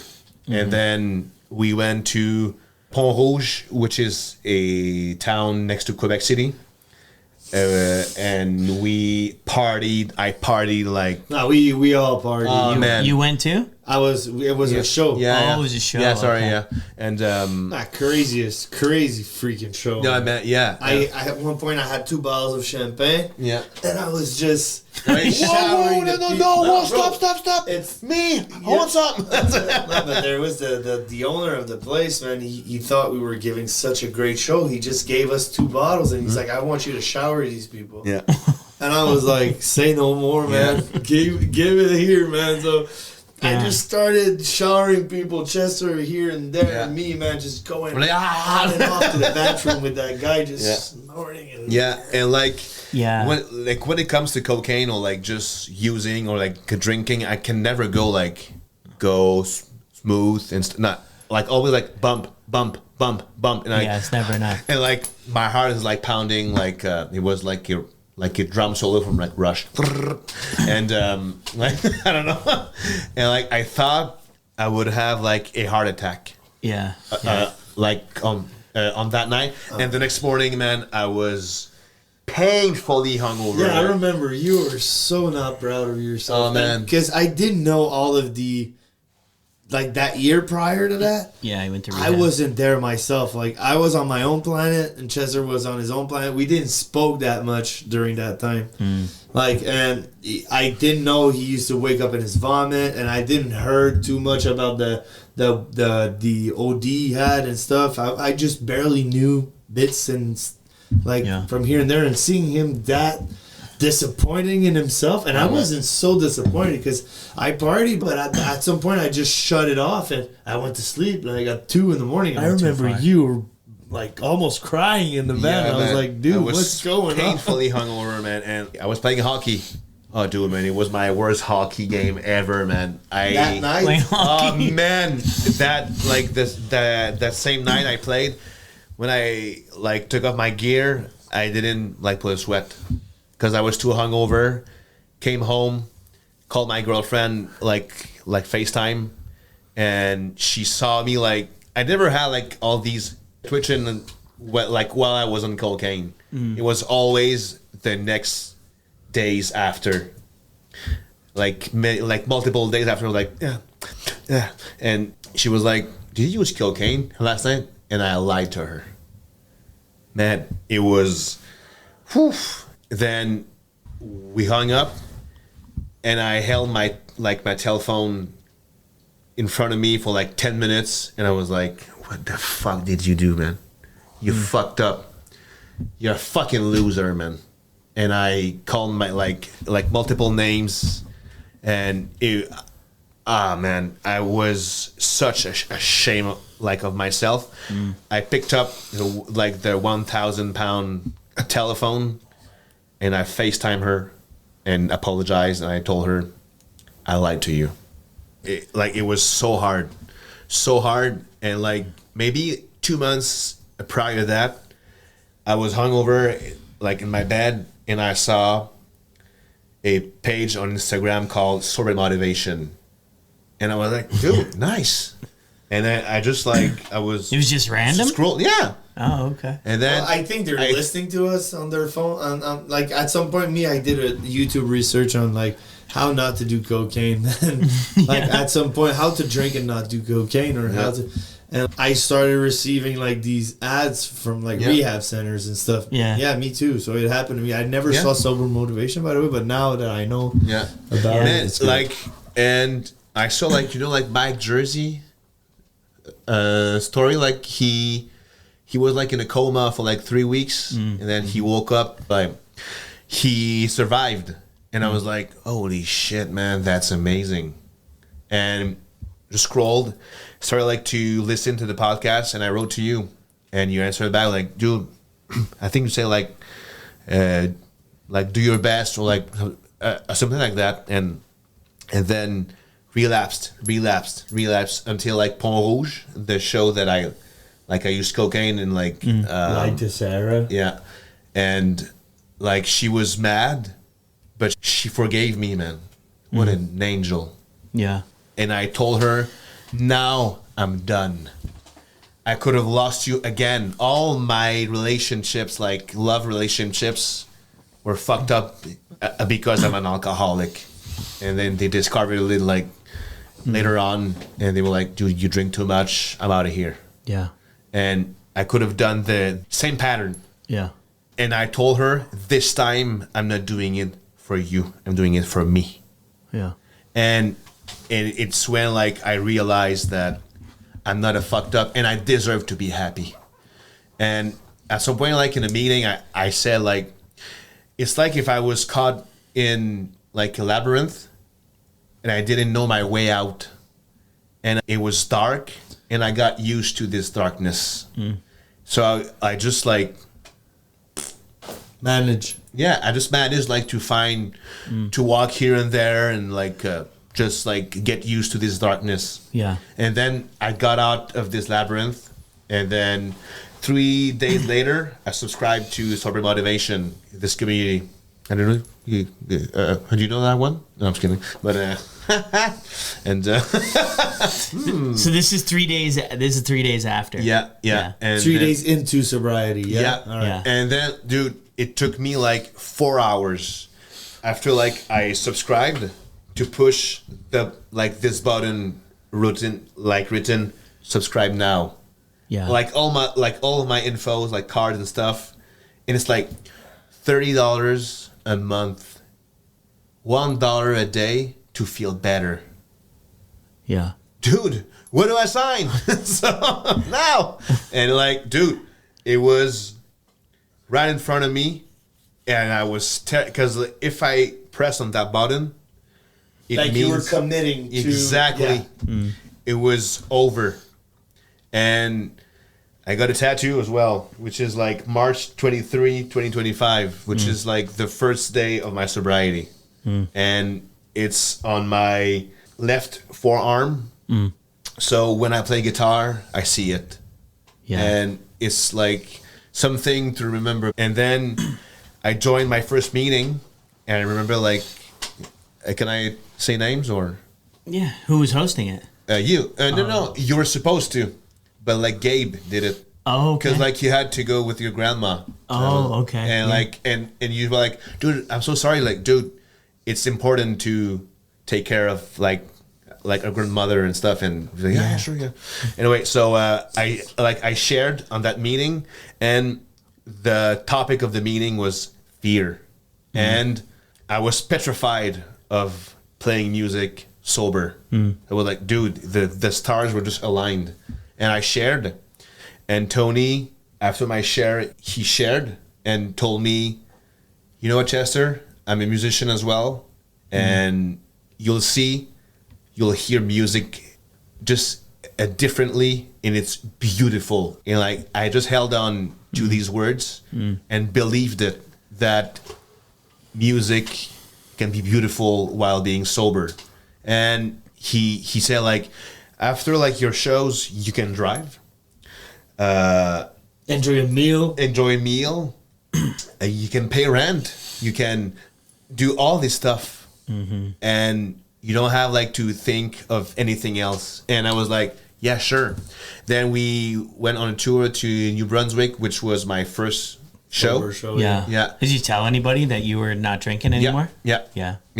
And We're all super proud. yeah, we but you were were all- you were like all super drunk as well. Yeah, we at that point, our drummer. I know, I'm so proud of you. Our drummer is the only one that's sober for 8 years now, and Chester was sober helped me, for his first show, maybe a weekend to his 3 weeks. sobriety, 3 weeks into his sobriety, and great show, and then I was struggling, man. But like anyway, so my biggest struggle was to reach out for help, and that's why I relapsed for like 13 months. I didn't call for help. What's the barrier there, or what was the barrier? To quit drinking for real. But for asking for help, like what? Why? It means that I'm quitting for real. I was not ready to quit. And definitely, yeah, and like you weren't ready to grief alcohol. yeah, and after all I've just said, my like withdrawal, OD, all these like ruined relationships. Yeah. And after all of this, I relapsed and I tried like moderation for like 4 days. I was like, yeah, tap on the shoulder. You did great. You only drank like 2 beers. Yeah. And then you always find yourself back to the same place or worse. Yeah. Yeah, it but always like, happens. do you want to live or die?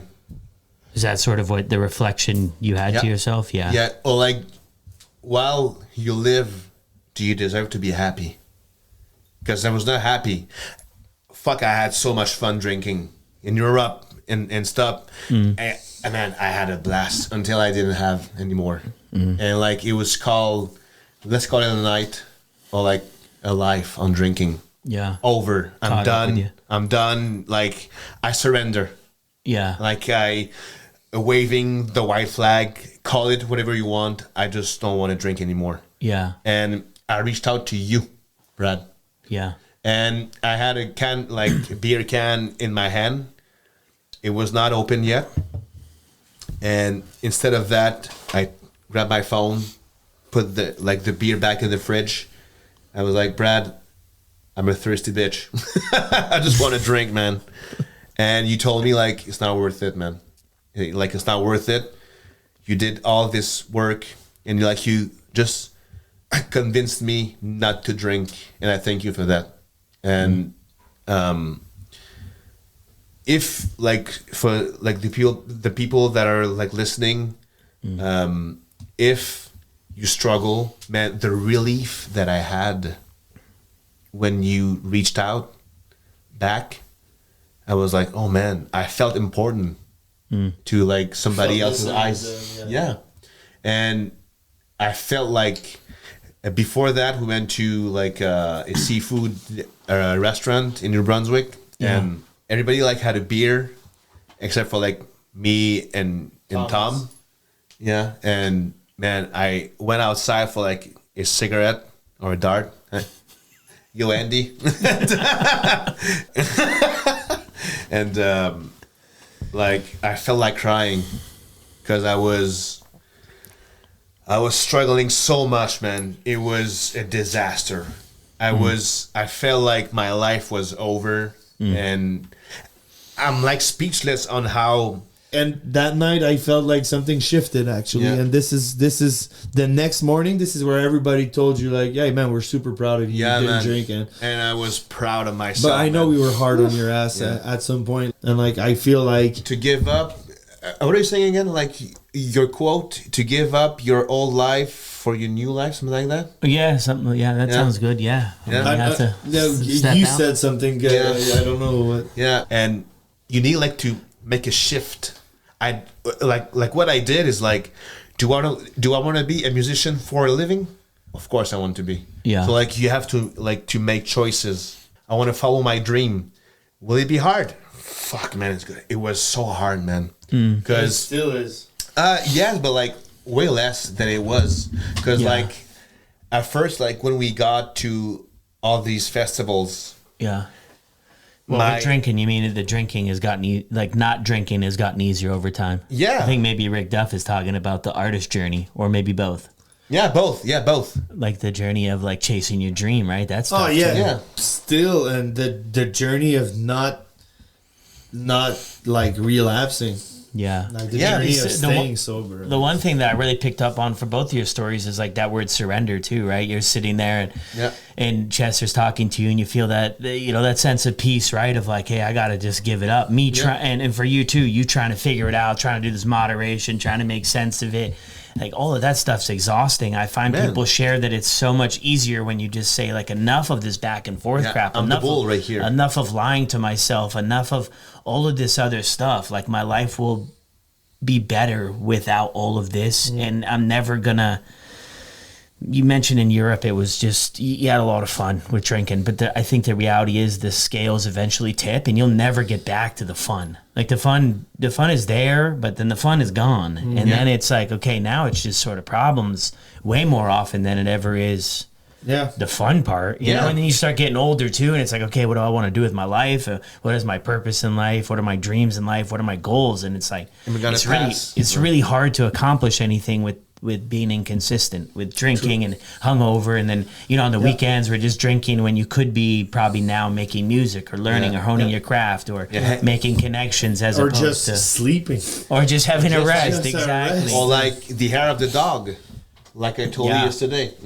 I saw like this bar downtown Toronto. It's called like the hair of the dog, and I was like, I thought it was just like funny. So how many times, man, have I done the hair of the dog, man? Yeah, and you don't. Yeah, that's rough too. I'm curious too, Chester. Heading towards wrapping up too. Yeah. Like for both of you, like how has your life changed since you made this? I mean, you're shared about fear. I mean, afraid of like how is my music gonna look? How am I gonna fit in? And what is all this stuff? And you bring up this sort of self-love a lot too. How has your life changed since committing to doing something different?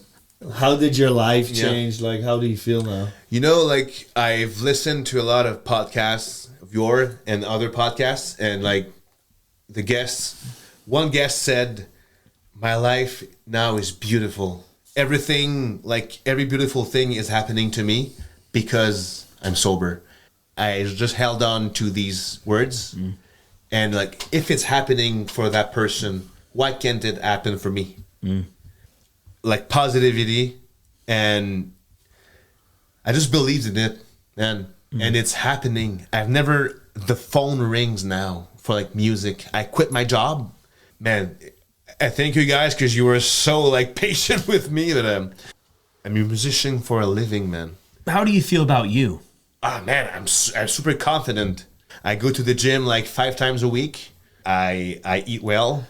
I sleep way better. Yeah. What about like self-esteem, confidence? I mean, you shared too a lot about you got to these spots where you just wanted to die. Yeah. And I mean, how do you feel about yourself now? On that level, not like everything external, but like your heart. How does that feel? Everything is easier, man, to put like back in its right place. Now I'm seeing like that therapist, and I'm working on like my childhood when like I was not able like to fit in, because sometimes like it happens still when like I have these feelings of I feel like I was like 9 years old, and now it's easier to manage that and to be like, you know what, when you give all this attention to this like negativity to that people, it's on you.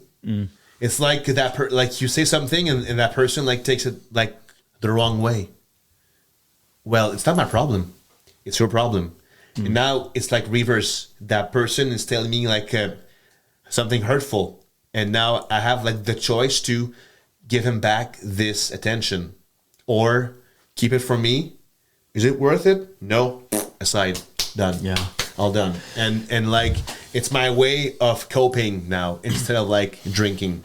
Yeah. And so you've learned a lot of new skills about life on life's terms. That comes up a lot. It's not really a drinking thing, it's a thinking thing. Yeah. And maybe our perception of the world changes as we kind of go through this, and we're not a victim to circumstances anymore, and maybe we feel like we're more in kind of control than before. I don't know if any of that's relatable. Yep. You plugged into, I don't have the amount of meetings in front of me, but you've plugged into a lot of the meetings in the community, have really put forth the effort to build connections. I mean, that's obviously been helpful for you as well, too. Yeah.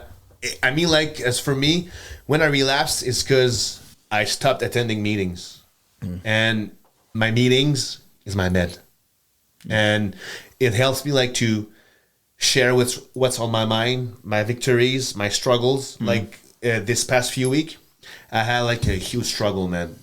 And, like, a big fight. Yeah. And I felt alone, and I started like to isolate, and then I had the choice of staying isolated and go back to my routine, drink and stuff, or face my fears and be like, I'm not a victim here. Yeah. And break a cycle. Yeah, exactly. And reach out for help because it helps. Yeah. Man, the thing that switched here in my recovery is to ask for help. Yeah. And as soon as I did that, because it's okay not to be okay. It's normal. Yeah, man. Like like it's like the cycle of life. Sometimes you have highs, sometimes you have lows. Yeah. And just to be able to I mean, I'm just super proud, man, of being a musician, an alcoholic that is on recovery. Yeah. And people like offering me shots, beer, and stuff. I'm like, no, thanks. Yeah. I'm just like, And now like we're publicly speaking about it now, like, on shows, and we take time to make some prevention. Yeah. Like we take time to speak about mental health, and we take time to speak about alcoholism and like addiction addiction. And you know what? Like at first, when people were like calling out or like they were like insisting on drinking, I was getting mad at them.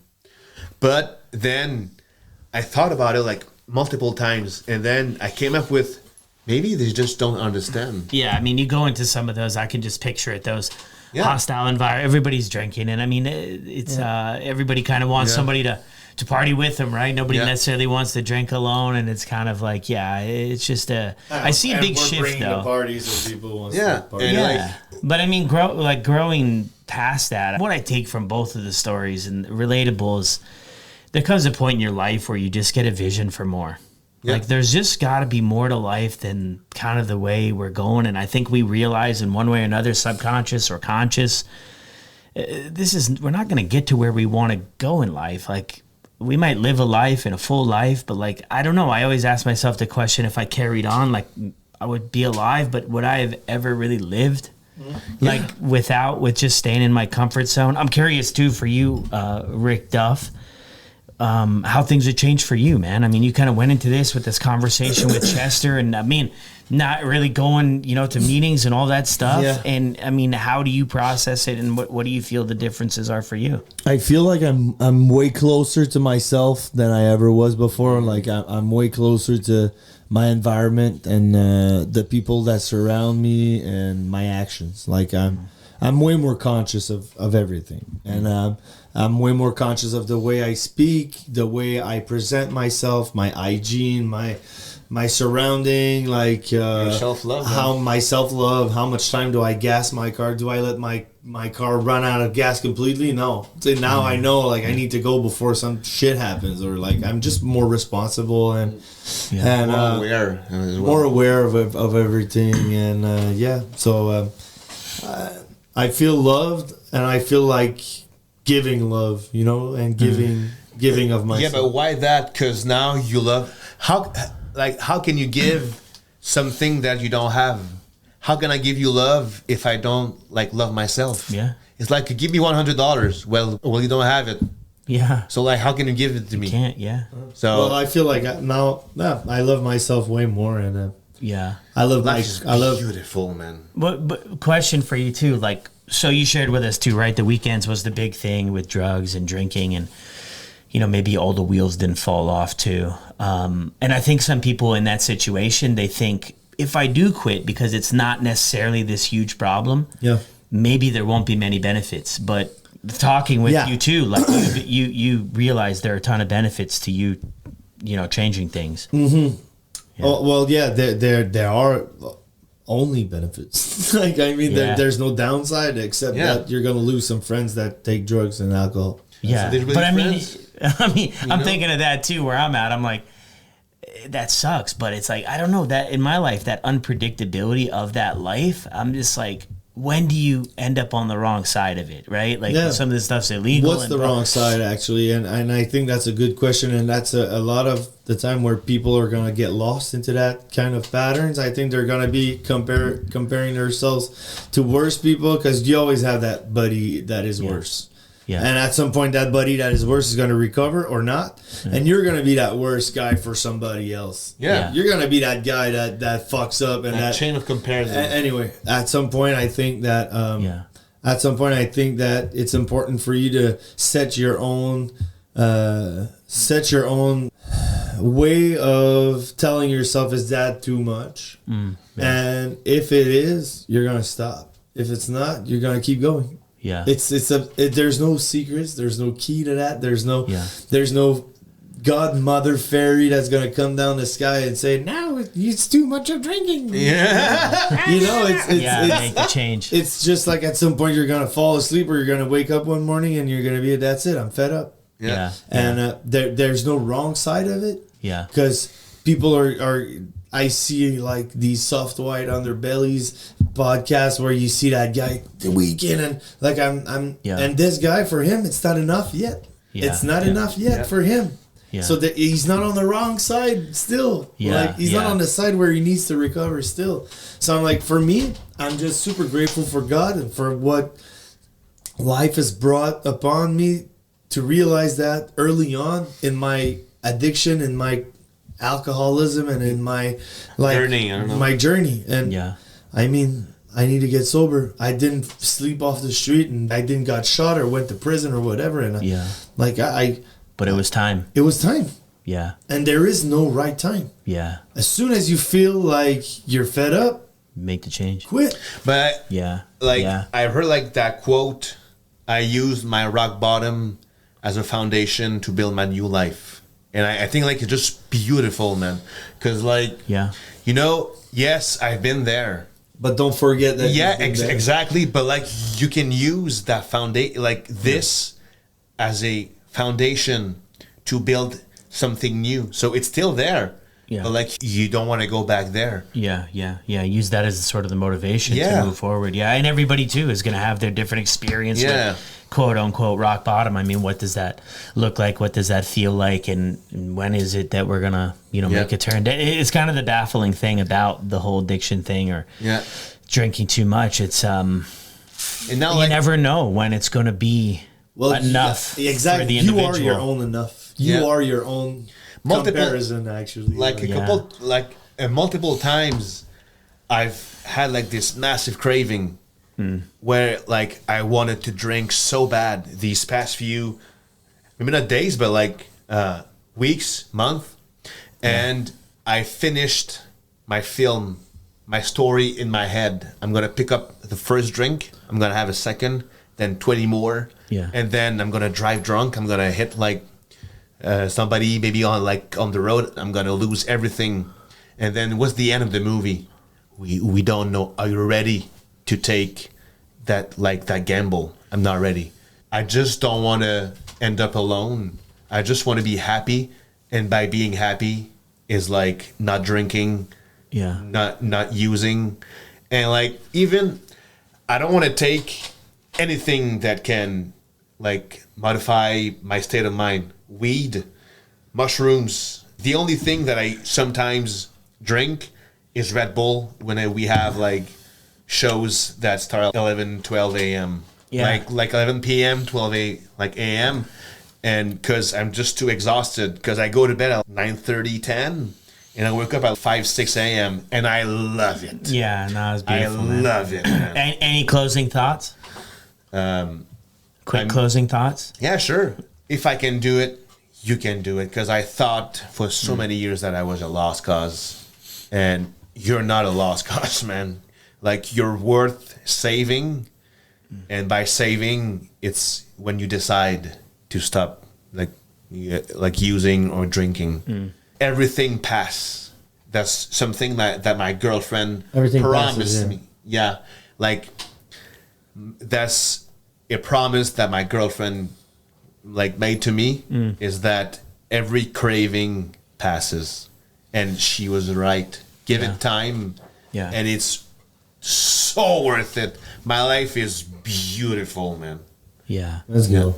Yeah, Yeah. Let's go. Yeah. What do you think, Rick? For me, I encourage people to speak. Like, if you think you're struggling with addiction or alcoholism, just find someone who is in a recovery process and maybe just go and speak with him, or go to an AA or an NA meetings, Yeah. or just write to Sober Motivation or me or Chester. Yeah. And Yeah. That's right, Harry. we're gonna, Yeah. yeah, for sure. We're gonna every shows I do. There's because my show is really about mental health in men's perspectives and Yeah. in addiction. Because my friend, he committed suicide due to addiction. This is why I called my album Forever Reckless. Anyway, if you guys want to know about it, just write to me.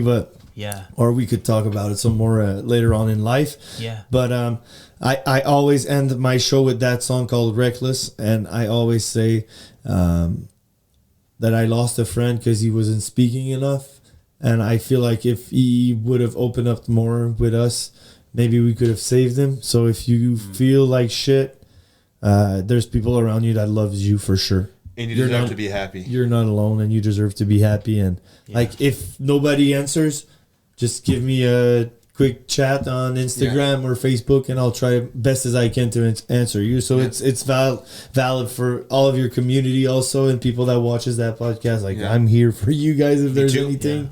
Thanks for having us, man. Yeah, thank you very much. Well, there it is, another incredible episode here on the podcast. Oh, it's such a treat having Rick Duff and Chester here in my basement, quote unquote, studio for that recording. It was really interesting just to see their journey together, struggling with all of this, and some of the perspectives and some of the struggles were actually really interesting as I went back through and edited this episode and checked everything out. I'll drop their Instagram contacts down in the show notes, but I want to leave you with this. Down in the basement, they performed the song Downstairs, and have a listen. I think it's an incredible song, and what Rick Duff kind of shaped it up with, relatable to his story and the change he's made and the change that Chester has made. And this episode is actually coming out on Chester's 9 months. It's been really cool to get to know Chester and to hear his entire story like this and where he's at today. I definitely know that I'm incredibly proud of him, and so many people around him are. And it really goes to show you that anything is possible. It doesn't all happen overnight. Everything doesn't change overnight. But with time, things do improve. So thank you guys for listening. And check this out, Downstairs. All right, so this song is called Downstairs.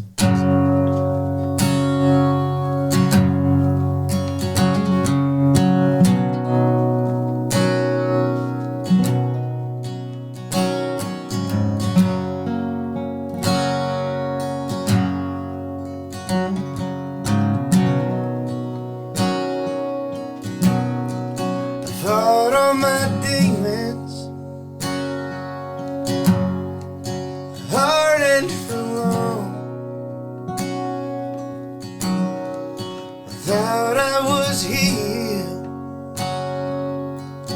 For a minute they were gone. So here lies a dreamer. This time he surrenders through all of his fears and all of his wrongs. Oh, my good Father, place your love upon my head. Take a moment with me here to answer my prayers. Feels like I'm running in circles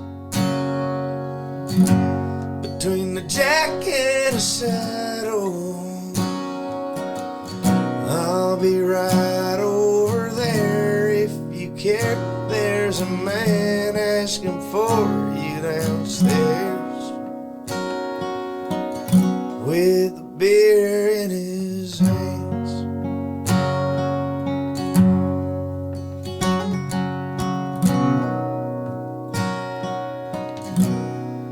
Yeah, I know I tend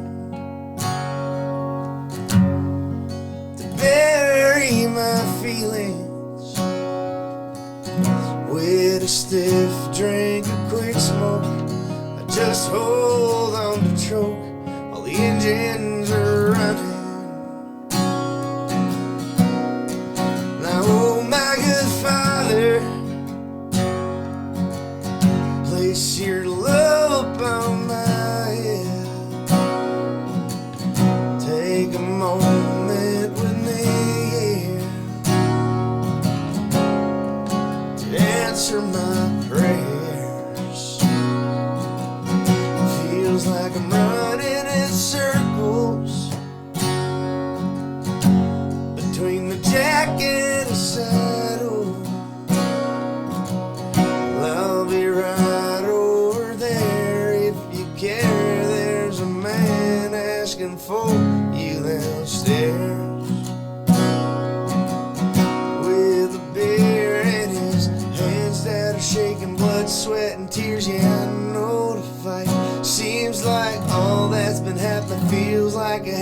now I can't hide. Now, oh my good Father, you placed your love upon my chest. Well, I can feel all the spirits are moving. My life is about to change, and I cry.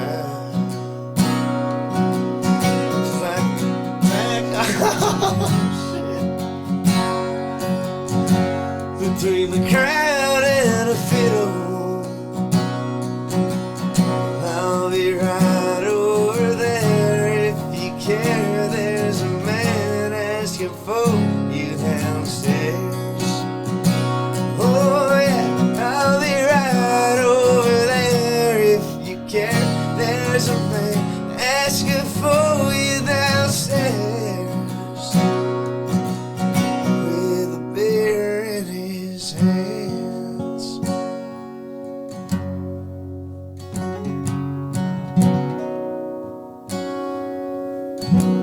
Just asking for you downstairs. Thank you guys. What happened there? I don't know, man. I just got You're like emotional? yeah,